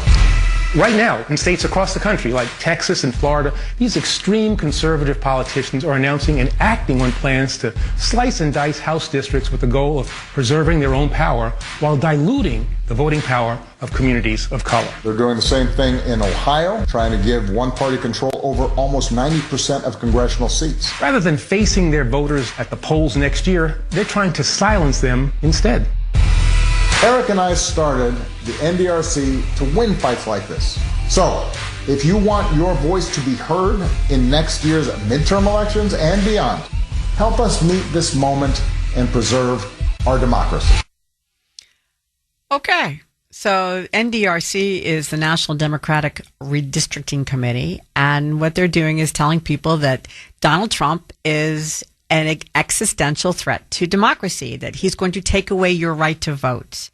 And the world is going to change. Our country's going to hell in a handbasket, and you have to do something about it. Is this ginning up fear? What do people do when they're afraid? Many turn to violence.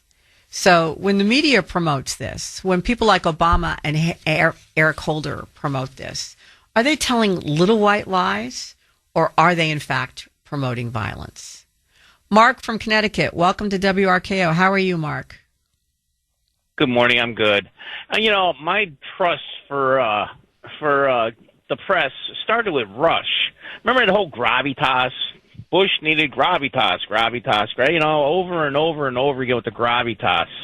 And then, Trump and Rush would point out other things, they all say the same thing the same way. And then that was kind of a tool to, pick up this stuff. And really, when COVID hit, I didn't believe any of it. So I never wore a mask. I didn't get any shots or anything for it and stuff. And I didn't trust them. Mm-hmm. And, that's where it all started for me anyways. And, the great Rush Limbaugh. Yeah. Did you see the rumor over the weekend that President Trump was dead? No, I actually didn't. I had 11 days in a row off. And during those times, I don't watch any news. I hate to say it, I won't listen to you guys or anything. You unplug. I just, yes, completely. Yeah, I don't blame you. Because, you need to. So this is the first I was hearing about it was this morning. And I called my wife after I heard you, and I said, honey, Trump is dead. She said, no, he's not.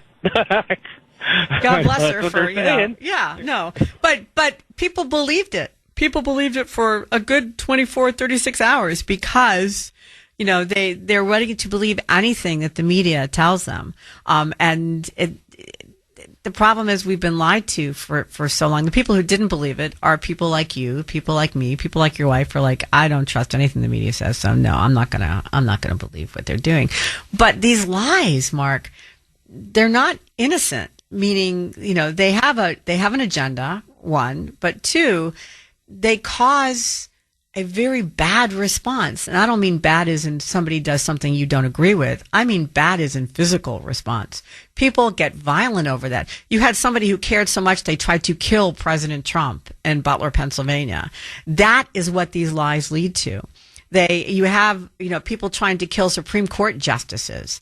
And whenever you hear this, democracy thing, meaning that Donald Trump is an existential threat to democracy, which is a phrase used over and over and over again by members of the Democratic Party, from President Biden to President Obama to Eric Holder to Nancy Pelosi, to Chuck Schumer, all of them have used this phrase.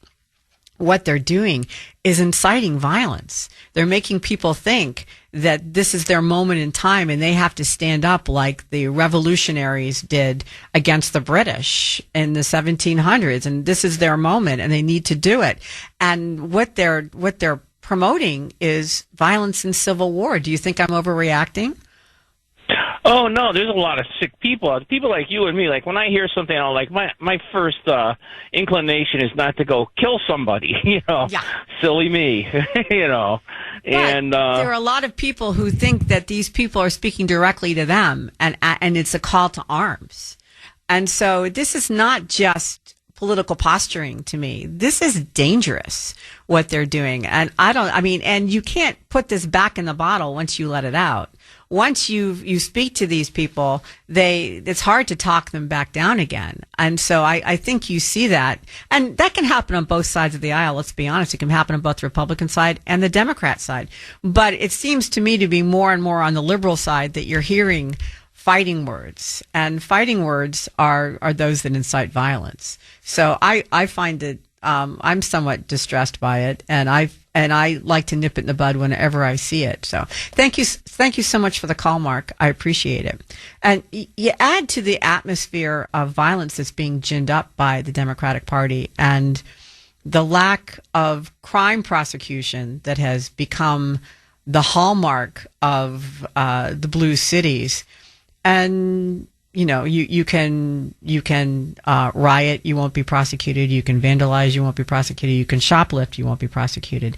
You put those two things together, and you have a tinderbox of crime and violence, and that is what we're living through now. So, in essence, I think the lies told by the Democratic Party, coupled with the Soros DAs, have created a very dangerous situation for most Americans. 617-266-6868 is the number here. This is Sandy Shack, sitting in for Jeff Kuhner here on the Kuhner Report. Lies the media are telling have, along with conjunction with the last administration's reluctance to call a crime. Illegals are not committing a crime by being here without permissions.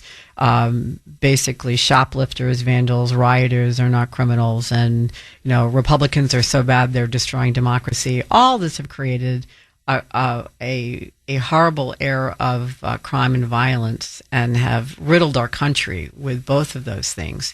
And this is what the blue mayors and governors have wrought. And because the crime can be placed squarely at their feet, the Democrats have no choice but to either fix it or ignore it. And they can't fix it without admitting that they are responsible for it, so they ignore it. And I have a pretty funny example of that. Well, at least I find it funny. You may just find it sad. In her most recent, one of her most recent press releases or posts on social media, the New York Congresswoman Alexandria Ocasio-Cortez, a.k.a. AOC, is bragging about the new trash cans that she caused to be placed along something called the Avenue of Sweethearts, which, if you are unfamiliar, is Roosevelt Avenue in Queens, still the greatest place for one-stop shopping for prostitution, drugs, and gangs. That's according to the New York Post. It is a hotbed of crime. But she trumpeted on social media how she successfully pushed to have dozens of new trash cans placed on Roosevelt Avenue, while ignoring what the real issue is. And, of course, she was immediately, much like Rosie O'Donnell lying, she was immediately mocked for ignoring the parade of Johns, pimps, and prostitutes flooding this market of sweethearts on Roosevelt Avenue. One candidate for city council was shocked, saying celebrating garbage cans is like putting sprinkles on bleep and calling it a birthday cake. It's all for show. Of course, AOC won't speak about what's really happening here, so she can keep up the facade that her district is amazing and a paradise. You can't make this up. Queens residents are pretty upset. Because they've been looking for help with the real problems that they're facing. They've been begging for help with the plague of prostitution, illegal street vendors, gangs who got a foothold in the area due to the migrant crisis. They basically urged the FBI recently to look into the market of sweethearts' alleged links to organized crime. But while her constituents are struggling with the rampant crime along the Avenue of the Sweethearts, AOC is, off on a whistle-stop campaign with Bernie Sanders to promote socialism and, the Garden of Eden in which her constituents live, which, as we just discussing, is not really there. So as the crime escalates, what are the Democrats doing? What AOC is doing is turning a blind eye. As you guessed, basically lying by omission almost about what the conditions are in her district. And if they're not lying about conditions, they're lying about the crime rate. Lying about needing help, specifically lying about needing President Trump's help because he can be the solution. But they don't want that, because if he's the solution for something, then it means they made a mistake or they won't get votes in the next election. And President Trump has successfully cleaned up D.C. to a huge extent. And you don't have to take my word for it. You can take the word of former Trump doubter, D.C. Mayor Muriel Bowser. Cut number 9, please, Mike. We greatly appreciate the surge of officers that enhance what MPD has been able to do in this city. The most significant thing that we are highlighting today is the area of crime that was most troubling for us in 2023.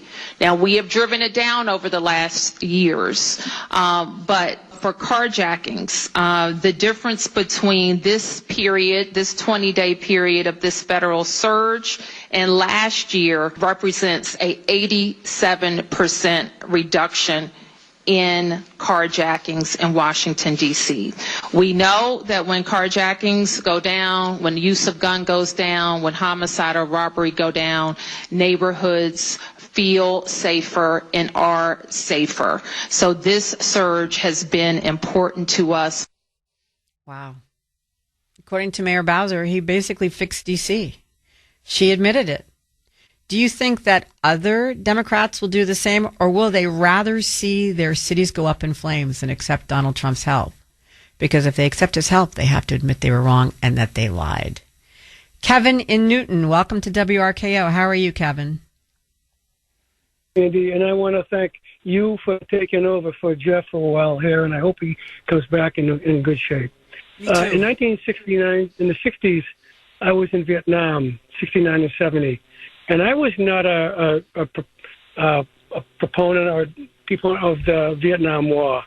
But I remember my 25th Infantry Unit, the Vietnamese Army Unit, we went into Cambodia to take out all the arms caches that we knew, because I was working with some intelligence individuals. And they had tons and tons of equipment in there in Cambodia, which was a neutral country. We went in and with the Big Red One, all those guys from Vietnam at that time in the Lai Kay area knew about this. It's called Parrots Peak. And it was a huge success.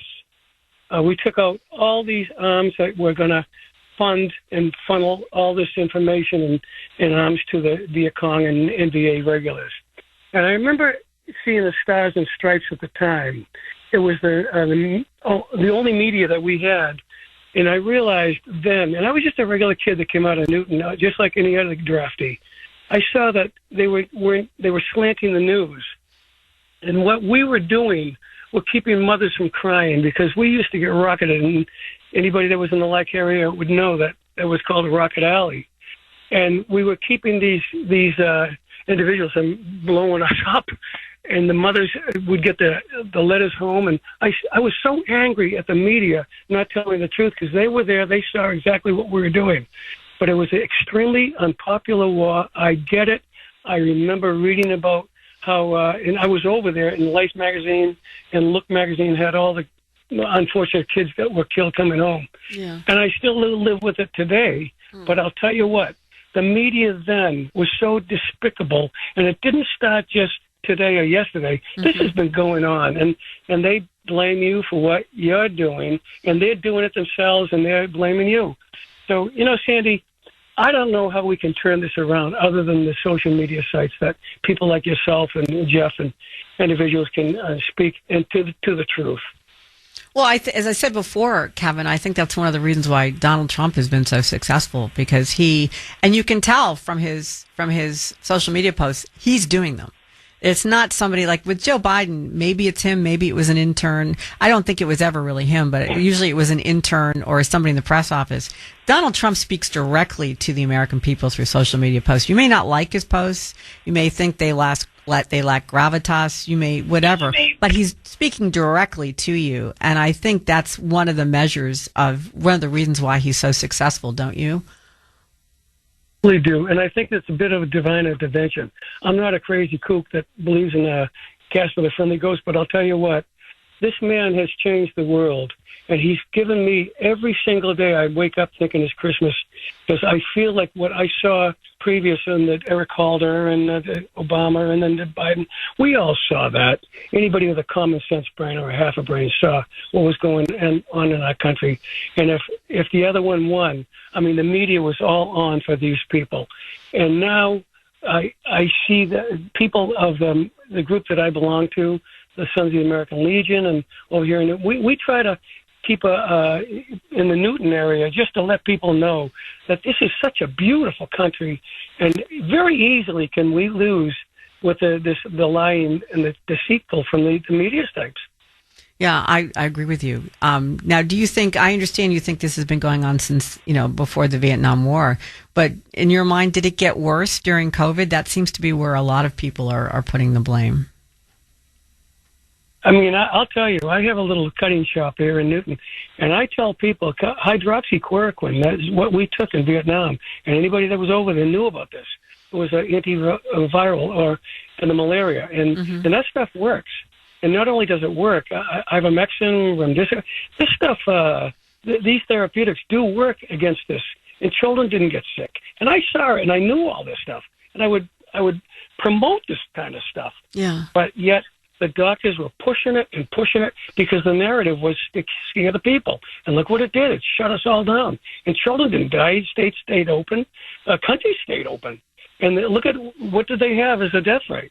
I mean, Uganda uses hydroxychloroquine on a regular basis, and only 3,000 people died, or 4,000. Yeah. That was it, of a country of 40 million. Yeah, and so you can look it up. But the administration, then the Biden administration, wanted you to believe, made fun of you if you used it, and called it horse tranquilizers. Yeah, no, I completely agree with you, and I think it did get worse during COVID, but I thought it would be getting better by now. This is the Kuhner Report. This is Sandy Shack filling in for Jeff Kuhner. President Trump has cleaned up D.C. despite the screeching from the loony left that fighting crime is fascism.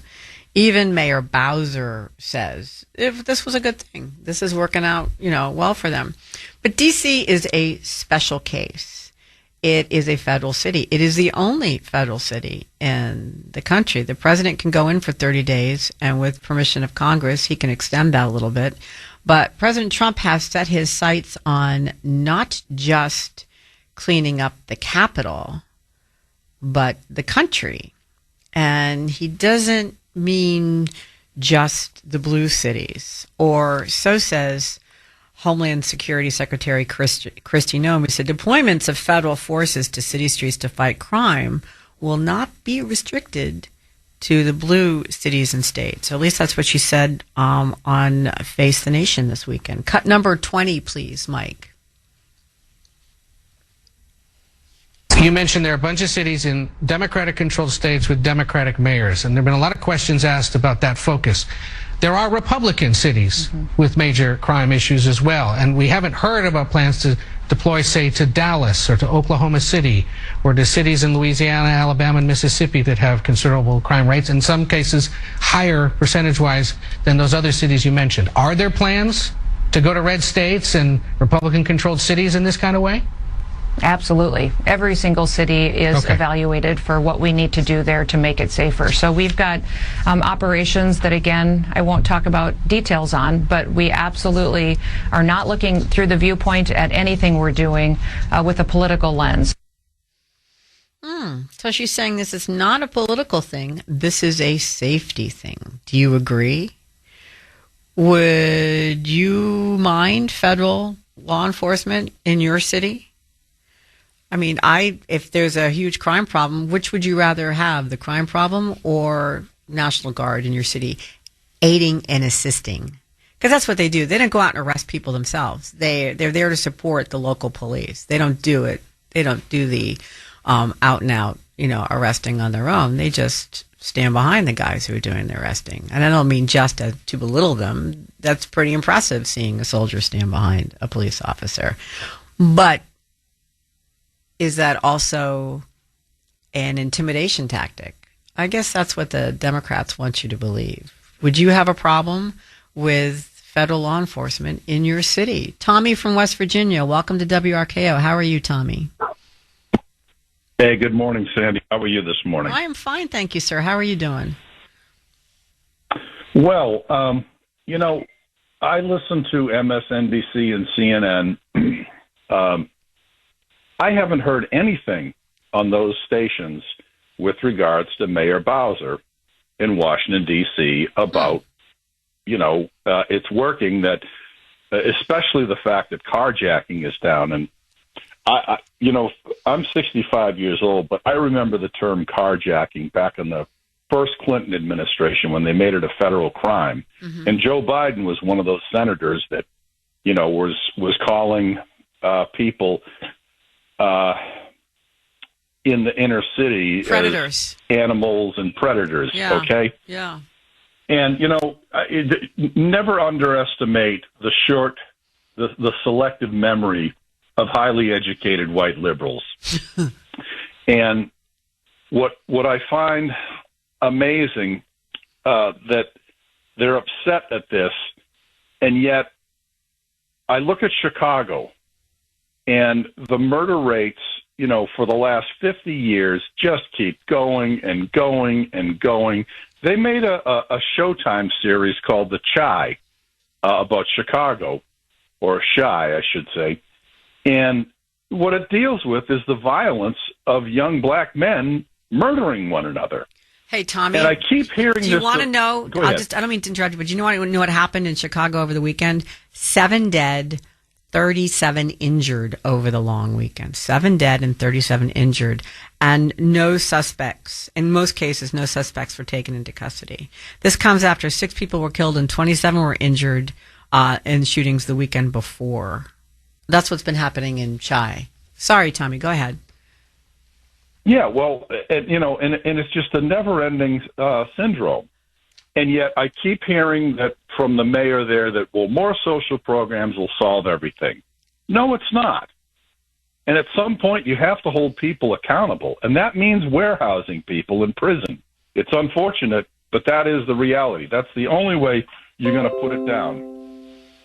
Yeah, no. And anyway, I don't disagree. So you don't have a problem with federal officers coming in to help local law enforcement?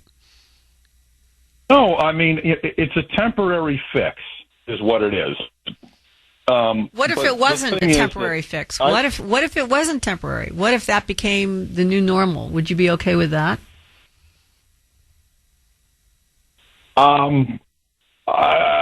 Yeah, I would have an issue with that, because if I look at Boston, and I am by no way endorsing liberals in Boston, but here's the reality. 1990, Boston, especially what they called Area B, Roxbury, Mattapan, North Dorchester, it was just every night you were hearing, I think they got up to 300 murders in 1 year. It just was terrible.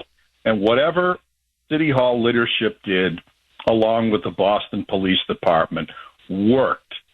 And I think Boston is up to maybe 30 murders this year so far, and we're almost 3/4 or 2/3 through 1 year in Boston.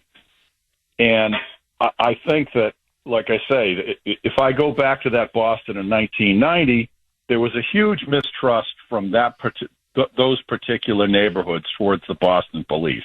That is no longer the case. And I take my hat off to the Boston police leadership for what they've done.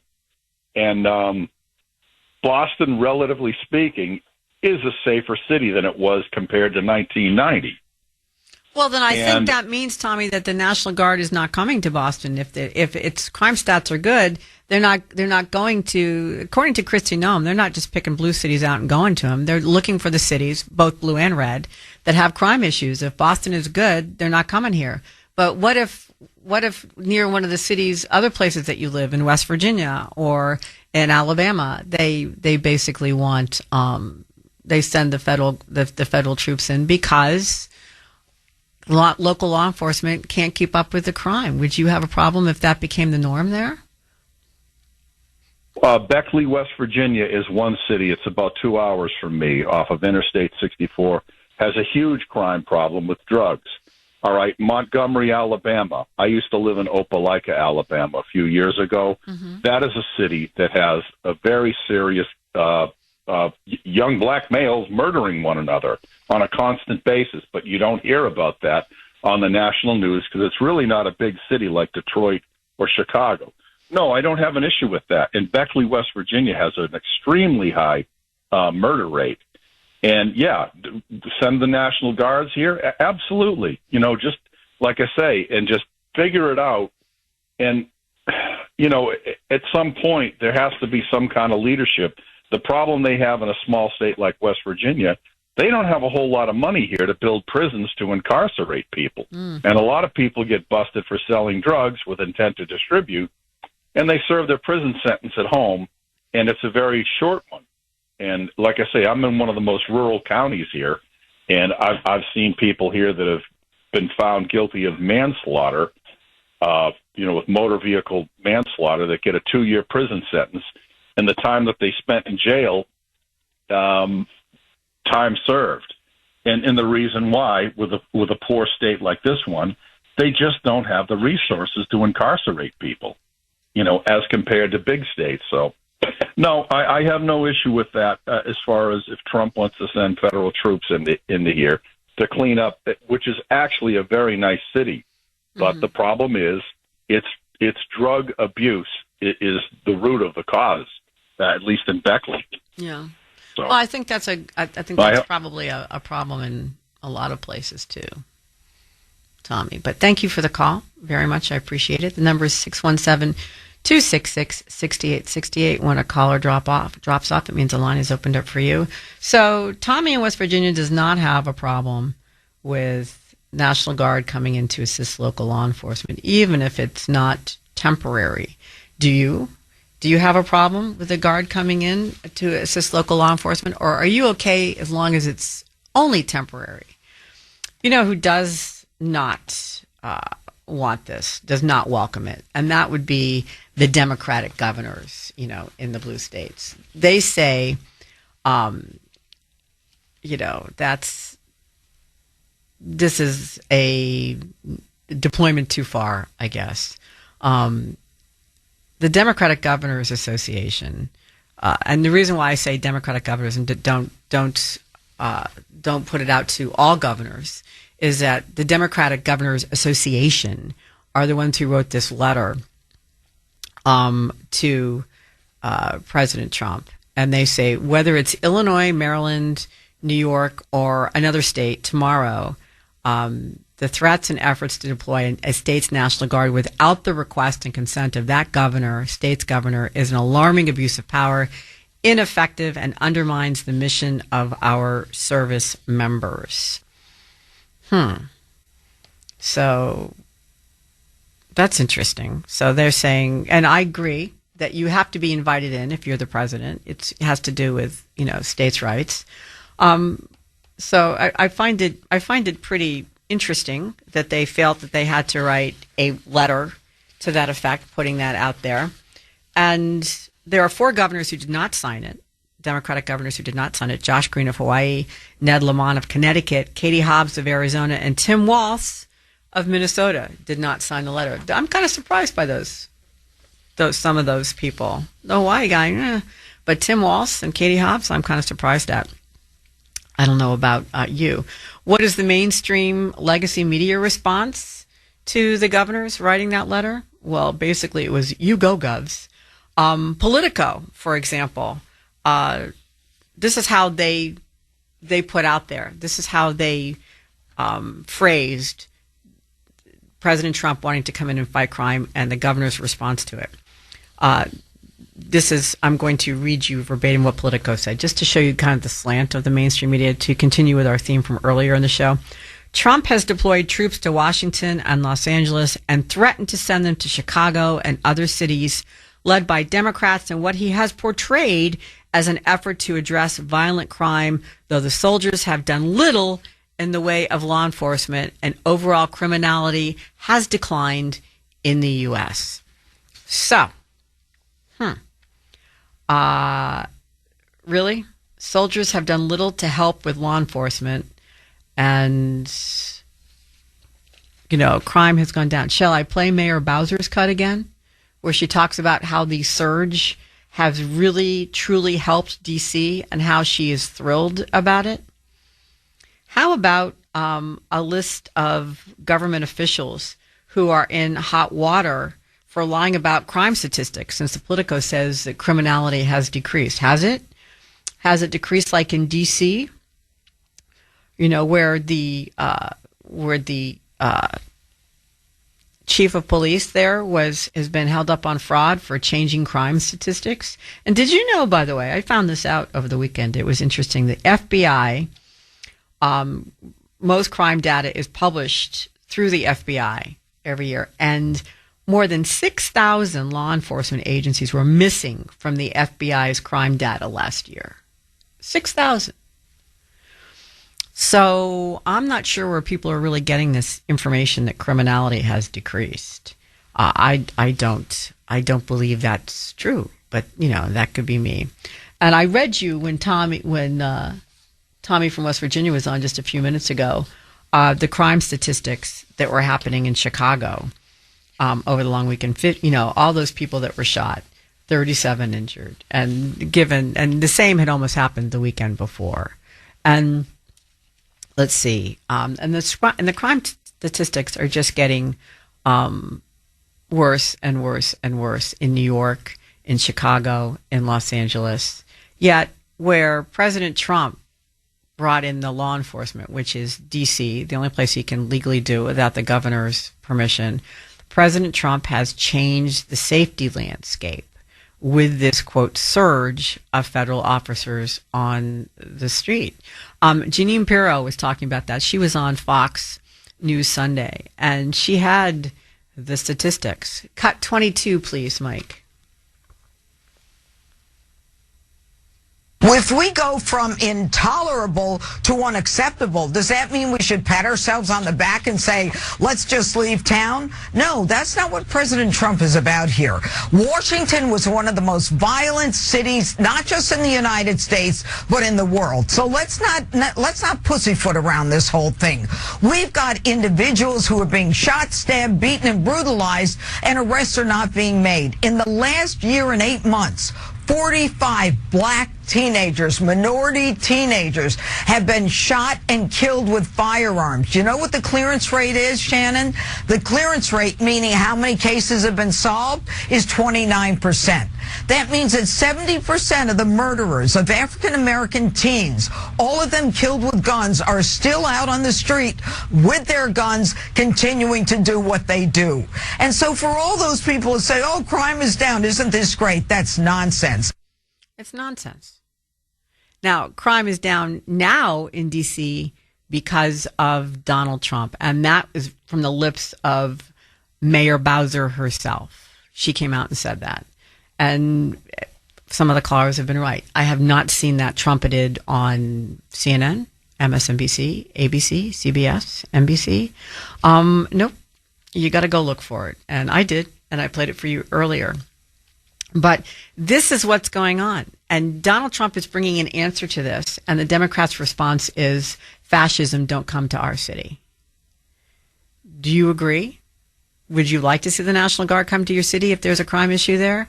Or are you on the side of that's a slippery slope? Next thing you know, we're going to be in concentration camps. Because that is what the Democrats want you to believe is going to happen. Let's go to Jay in New Hampshire. Jay, welcome to WRKO. How are you, Jay? I'm good. Thanks for taking my call. You're doing a good job. The couple quick points. The Democrats weren't complaining when Joe Biden wanted to hire 87,000 IRS agents to shake down landscapers and so on. Yeah. And the second point is who's kidding who? This is about money. Is there any doubt in anyone's mind that this is about drug gang violence, and the politicians in Chicago are getting paid off. The reason why President Trump is doing the right thing by sending in the National Guard to maintain a presence, the reason why we even have a sheriff, there is multiple layers of law enforcement in case somebody doesn't do the job, the sheriff or the president or somebody will, if you follow what I'm saying. Mm-hmm.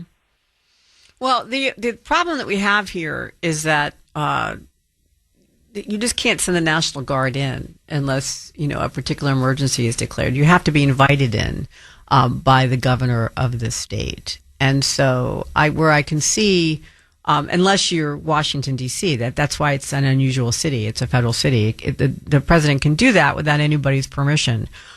He has to get permission from Congress to stay for a particular period of time, but he can go in anytime he wants. But that's the only place he can do that. He can't do it anywhere else.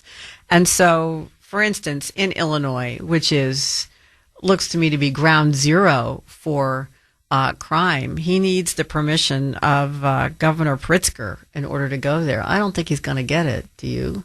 To be honest with you, I think that's going to be a big problem for him. And Governor Pritzker has given an explicit warning to any troops that come in to Illinois, saying that he views them as being there illegally. And if something happens to anybody, either by mistake or accident or whatever, he's going to punish them. He's going to make sure that they feel the full wrath of his ire, I guess, his law. Cut number 13, please, Mike. D.C. is a place where Trump can get away with more because the law permits it. He cannot get away with this in big cities. It violates the 10th Amendment. It violates a variety of laws. And if those supposed anti-crime forces, which they're not at all, if they show up and they start committing local crimes, they can be prosecuted locally. They should be prosecuted locally. And here's the big part. Donald Trump cannot pardon a National Guards person who unjustifiably kills someone, harms someone, detains someone in violation of state law. He can't do it. That was actually not Pritzker. That was Philly DA Larry Krasner. Was that cut number 13, Mike? Yeah, so sorry. But that was actually ADA from Philadelphia, Larry Krasner, threatening the National Guard. But Pritzker did the same thing. Cut number 13, please, Mike. If you hurt my people, nothing will stop me, not time or political circumstance, from making sure that you face justice under our constitutional rule of law. As Dr. King once said, the arc of the moral universe is long, but it bends toward justice. Humbly, I would add, it doesn't bend on its own. History tells us we often have to apply force needed to make sure that the arc gets where it needs to go. This is one of those times. Does that sound crazy to you? Do these people sound nutty? Don't come help us. We don't want help fighting crime. What is wrong with these people? That's really my question that I have, because this sounds insane. I am basically floored by this. There's this violent epidemic of crime going on, and they want you to believe that it doesn't exist, that it's inaccurate, because it turns off voters if they realize that they're living in bastions of crime. And so the Democrats are in a very difficult position here. Do they acknowledge the crime and agree for the help, knowing that they're responsible for it? If they do that, they're then legitimizing President Trump.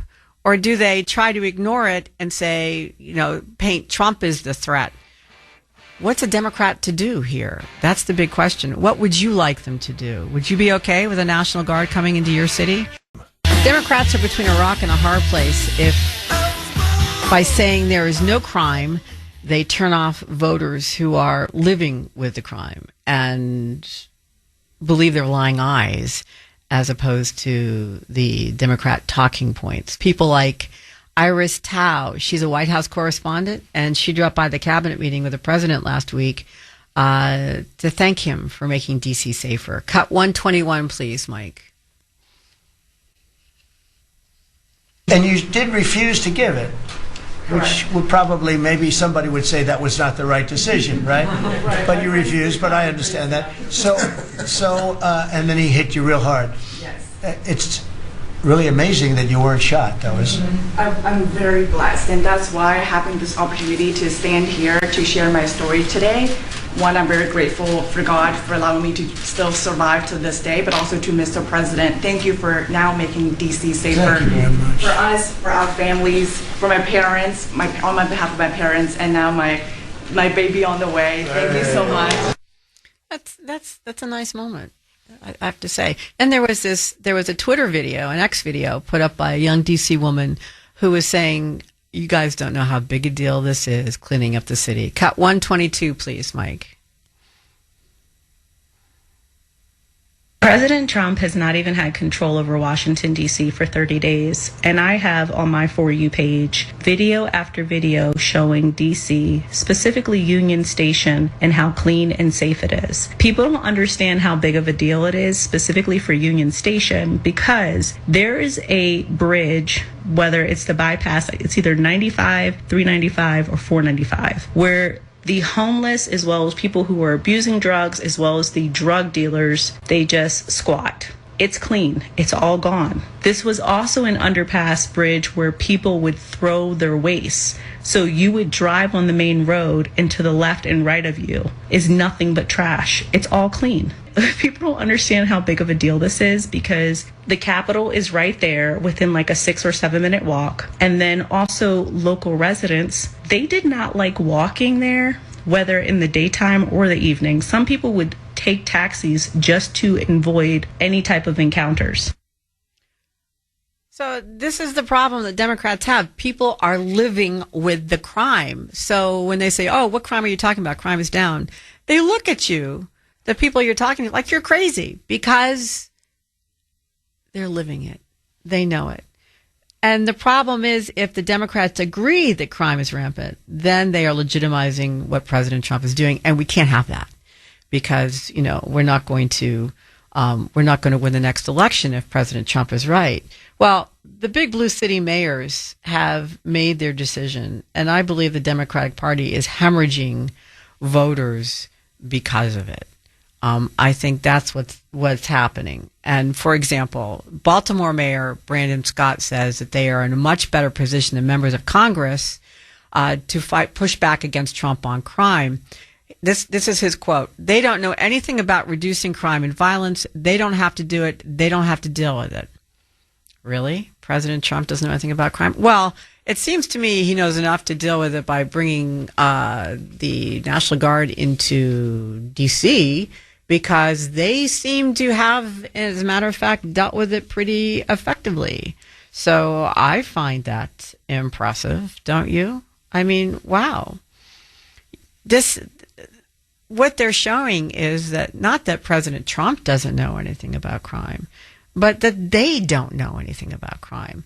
And they don't think that you care about crime. That's one of the bizarre parts of their whole stand. We played this for you last week, but I want to give this example. This is Insha Rahman. She's from the Vera Institute of Justice, and she was speaking at the DNC summer meeting in Minneapolis. And she says, Americans don't care about things like carjacking. Cut 126, please, Mike. Issues voters care about. Where does Trump go? Migrant crime, carjackings, the really lurid, awful stuff that is a crazy, crazy visual. Don't take the bait, because most Americans are more worried about how are we going to address mental health issues, the visible homelessness that we see on streets, and how do we deal with mental health and other issues that drive the sort of random incidents that scare all of us. That's what you should be talking about. That's where you should be focused. Don't take the bait in talking about migrant crime or carjackings or the things that actually don't matter to that many Americans. things that don't matter to that many Americans.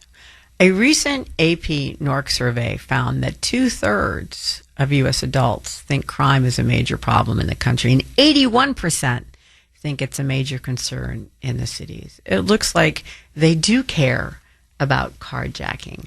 That is the disconnect of the Democrat Party that have been brought about by their own lies and their own power greediness.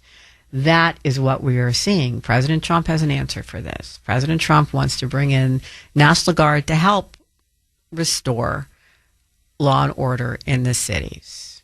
He doesn't care if you're a Blue City resident. He wants to bring it. He wants to help you out.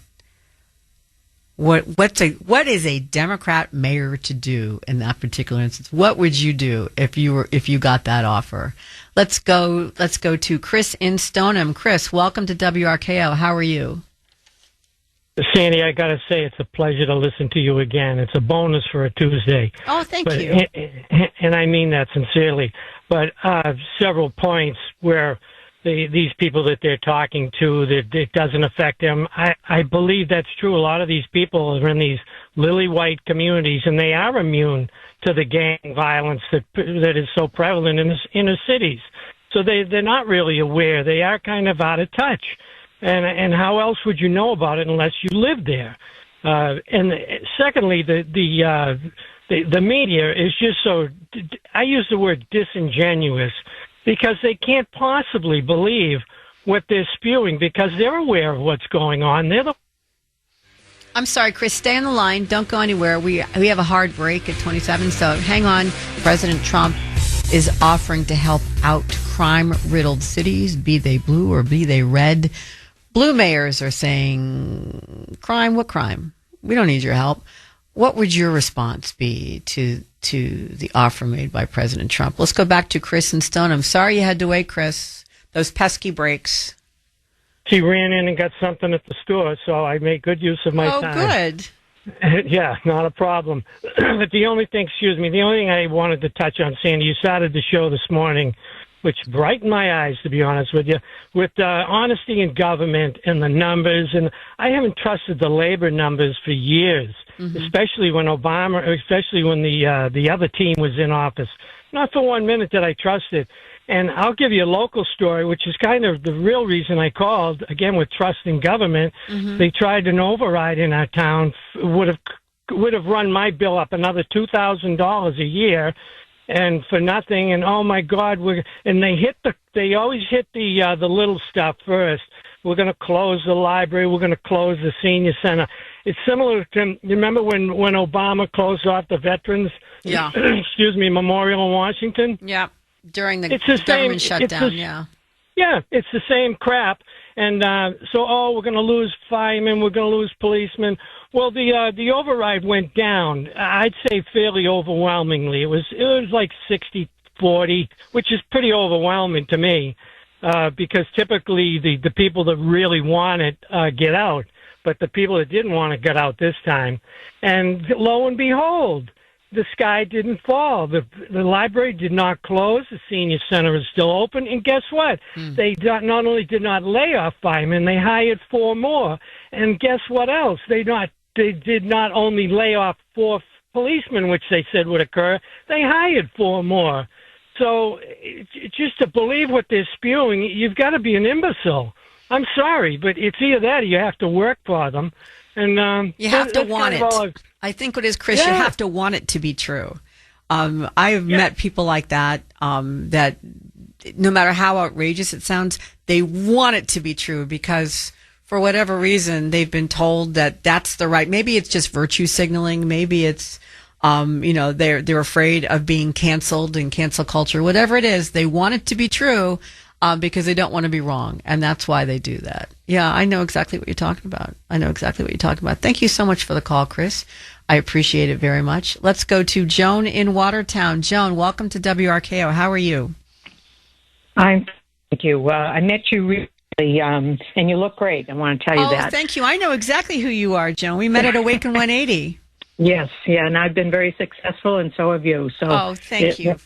Yeah. So I just wanted to mention, the big cities keep saying the homicide records, they're down. But I think a lot of that is due to the skills of the doctors in the hospitals. They're getting a lot of practice operating on all these criminals that are shooting or stabbing each other or hurting innocent people. And if you watch, Channel 4 or 5 in the morning, which I only do just for the weather and some local news, they don't talk about all these incidents, unless they absolutely have to. And lately there seem to be incidents just about every day. And of course, they don't want to cover what's going on in D.C. because that would, give some, pause that they would have to say, oh, well, maybe Trump is accomplishing something, but I think it was on either Channel 4 or 5. I think it was 5 this morning that the mayor of Chicago was on. He was out there saying, oh, I don't want Trump to come here. And then there was a protest group there. And all I saw were white people in that protest. I didn't see any black people because I think they support Trump because they're the ones that are dealing with the crimes in their neighborhoods, and they want Trump to come. And, where Trump is threatening to go to all these cities, I think that's kind of motivating some of the mayors or governors to do something because Newscom is actually going to try to do something about crime. So, there's a lot of issues, but I think, again... Joan, I mean to interrupt you, but it was on a flasher a few minutes ago that he went to a court to get a judge to stop President Trump from sending in the National Guard. So he may be trying to do something, but he also wants to make sure that President Trump doesn't come into his state. So he better try to do something, to your point. I'm sorry to interrupt you, Joan. Go ahead.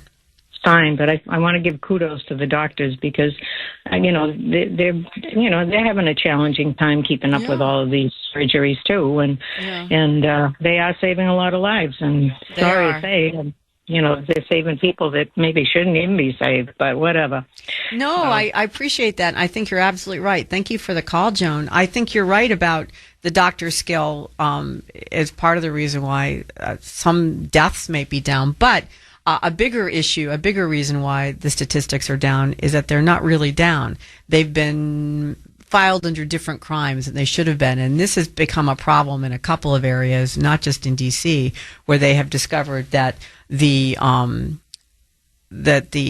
powers that be, the local officials, are playing fast and loose with statistics, that it wasn't really down. To your point regarding the Mayor Johnson, he's one of the prime opponents of Chicago.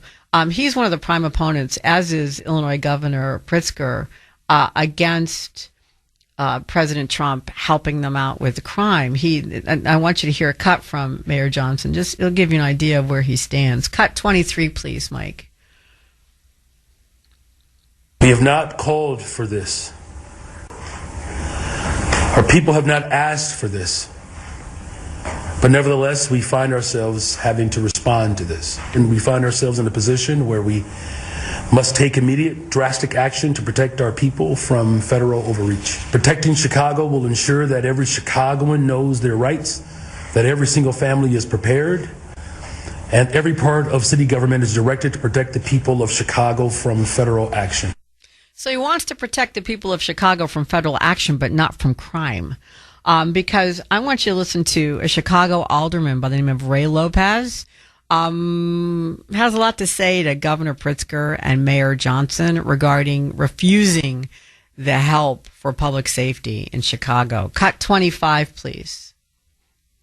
We should be working to make sure that we are in coordination with each other. There's nothing stopping the mayor of the city of Chicago, the governor of the state of Illinois, from picking up the phone and reaching out to the president of the United States and saying, what can we do to be on the same page? We should all be looking to continuously decrease the amount of victims in our city and in our state. And instead, we're getting into this tit-for-tat social media back and forth nonsense, which is only putting the people of Chicago and the people of Illinois in the middle, in the crosshairs of who the criminals who are going to use this time to exploit and go crazy, as we're continuing to see this weekend, where we've had multiple mass shootings, multiple victims, and no one wants to talk about them. I hear the governor talking about an invasion, an insurrection. I hear the mayor writing useless orders against the federal government. But what no one is talking about is, if our crime stats are decreasing, why can't we push with Donald Trump's help and decrease them even more? How many victims are we comfortable with? Because that's ultimately the subtext of what the mayor and the governor are saying, is that we are comfortable comfortable with the amount of victims we have right now. We don't need to improve on our numbers any further than that. Do you agree with Alderman Lopez? That is exactly what's going on here. How many victims are we comfortable with? That's a way to put it right out there. Because it seems to me that Mayor Johnson and also Governor Pritzker have decided that there is no number that they are uncomfortable with, that anything is fine as long as they can keep out the bad orange man and not give him credit for helping them fight crime. A crime riddled environment that they created, by the way, through wholesale illegal immigrant sanctuary city policies, as well as non-prosecution of crime. And that's why Chicago is as bad as it is right now. Let's go to Patrick in New York. Patrick, welcome to WRKO. How are you? Hey, Sandy. I think two things are really scaring the Democrats. One is the fast reduction in crime. The other component of it, though, is that there was no violations of civil rights. You didn't get reports of black kids being thrown up against the wall and being forcibly searched like in the bad old days of Michael Bloomberg. So that's what's really scaring them, is that law enforcement can be done and civil rights can be protected at the same time. So if I was Donald Trump, he's on exactly the right course. Work with any Republican you can work with any Democrat you can work with, and let the 2026 governor's election sort out the mess. There are two very important governor's races in 2026 where a Democratic governor is holding office, one in Michigan, one in Arizona, where if the Democrats don't work with the administration to surge federal law enforcement, and it's not just the National Guard, it's all of the federal law enforcement, CATF and the DEA and all that stuff. If they don't work with them and crime goes down in Oklahoma and in Texas and in Louisiana, but it doesn't go down in Arizona and Michigan, you could have two Republican governors, presiding over the 2028 election. Good. In the end, good policy is good politics.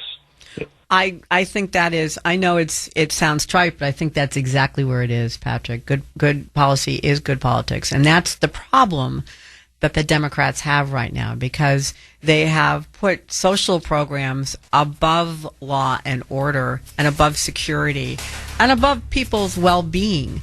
I don't have a problem with social policies, except Donald Trump's help or embrace crime. It looks like most blue governors and mayors have chosen the latter.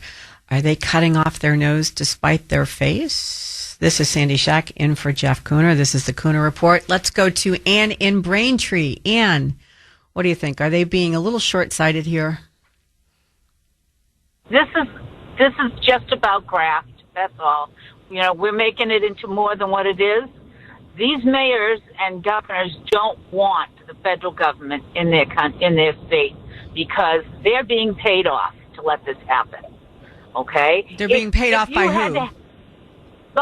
Who knows? Okay? Whether it's the drug cartels, whether it's Soros, who knows? It doesn't really matter.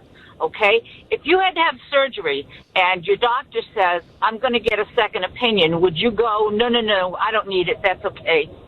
If Trump is right and he cleans up the city, great. If he's wrong and the governor or the mayor is right, so what? You get to be right. There's no downside to having them come in. Yeah. Okay? There's absolutely none unless you've got something to hide. Well, I think there's more than just if you've got something to hide. I think you have a point, but I think it's more than that. I think it has to do with voter hemorrhaging. The Democrats are hemorrhaging voters. And one of the reasons why is that they've lied, one, and two, they've been wrong. They've been wrong about almost everything. And everything they said that would end in disaster hasn't. So people are going, not only did they lie to me, but they've also, their judgment doesn't seem to be that sound. So, I don't think I'm going to support them next time around. That's what they're faced with. So I think they're panicking and they're making the wrong decision when it comes to things like crime, because if they admit, in their minds, I think, if they admit that Donald Trump is right about anything, including crime, then, that's going to cause more voters to leave, as opposed to what I think would happen is that if people say, okay, they can admit they're wrong, they made a mistake, let's move on, they would not lose as many people. I think it's desperation in trying to keep a voter base. What do you think of that idea, Ann? To lose? The voters that they're going to lose can't afford to leave. Okay? These are the low-income people. They can't afford to leave. Sure they can. They can afford to leave, and many of them did in the last election. That's how Donald Trump got reelected, because they did. Absolutely, positively. Donald Trump has done a lot for social programs and a lot to help people stand on their own 2 feet, and a lot of people appreciate that and stand by him. So I don't think it's just that. You have people who, I think there's a certain truth to that, Ian. I think there's a certain number of people who think that the Democrats are better at freebies than the Republicans are, but I don't think that's the majority of the people.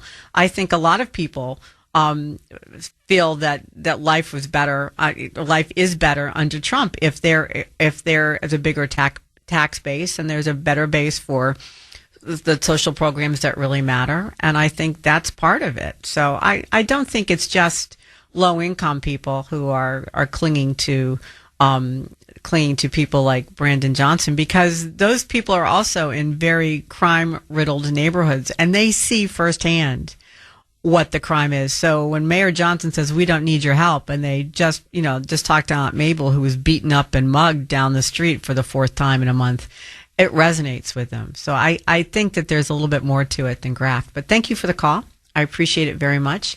Let's go to Matt in Maine. Matt, welcome to WRKO. How are you, sir? Hi, Sandy. I agree with you, of course, that the feds can't go into the cities without permission. And Trump would give the lefties plenty of ammo to call him a dictator if he tries to do that. So rather than do that, I think via a press conference and Twitter or X, whatever you want to call it, he offered them help and expose their incompetence and shame them by reading out the horrible crime statistics that are there, and again offering help and saying, hey, by the way, much of this violence is drug-related. We closed the border. You oppose that. That's where the drugs come from. You say you care about minorities. Almost all of these people that are perpetrating the crimes and almost all of the victims are minorities. You don't seem to care about that. So let's have him expose them and shame them and read out the statistics, how many people got killed there in Chicago over the weekend. And then in the meantime, maybe get a couple of the more conservative cities that have issues to ask him for help and get that help to them and see what happens. I love the idea of asking some of the conservative cities to consent to having the National Guard come in. I think that's a great idea, Matt, because I think that leads by example.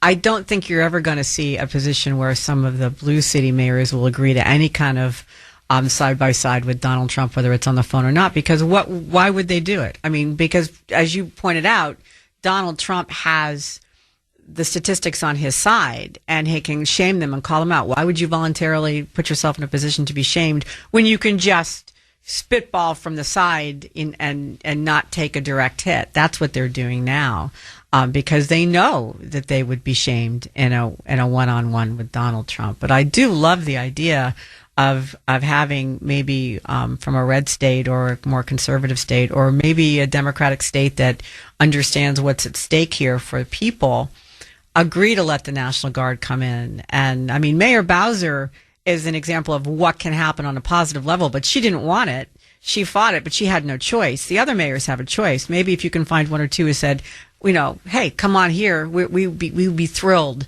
to have you come on board. I think that is a tremendous idea, and I hope that somebody in the Trump administration follows through with that and sees if they can find somebody. It doesn't have to be Chicago, just somebody who could agree to that.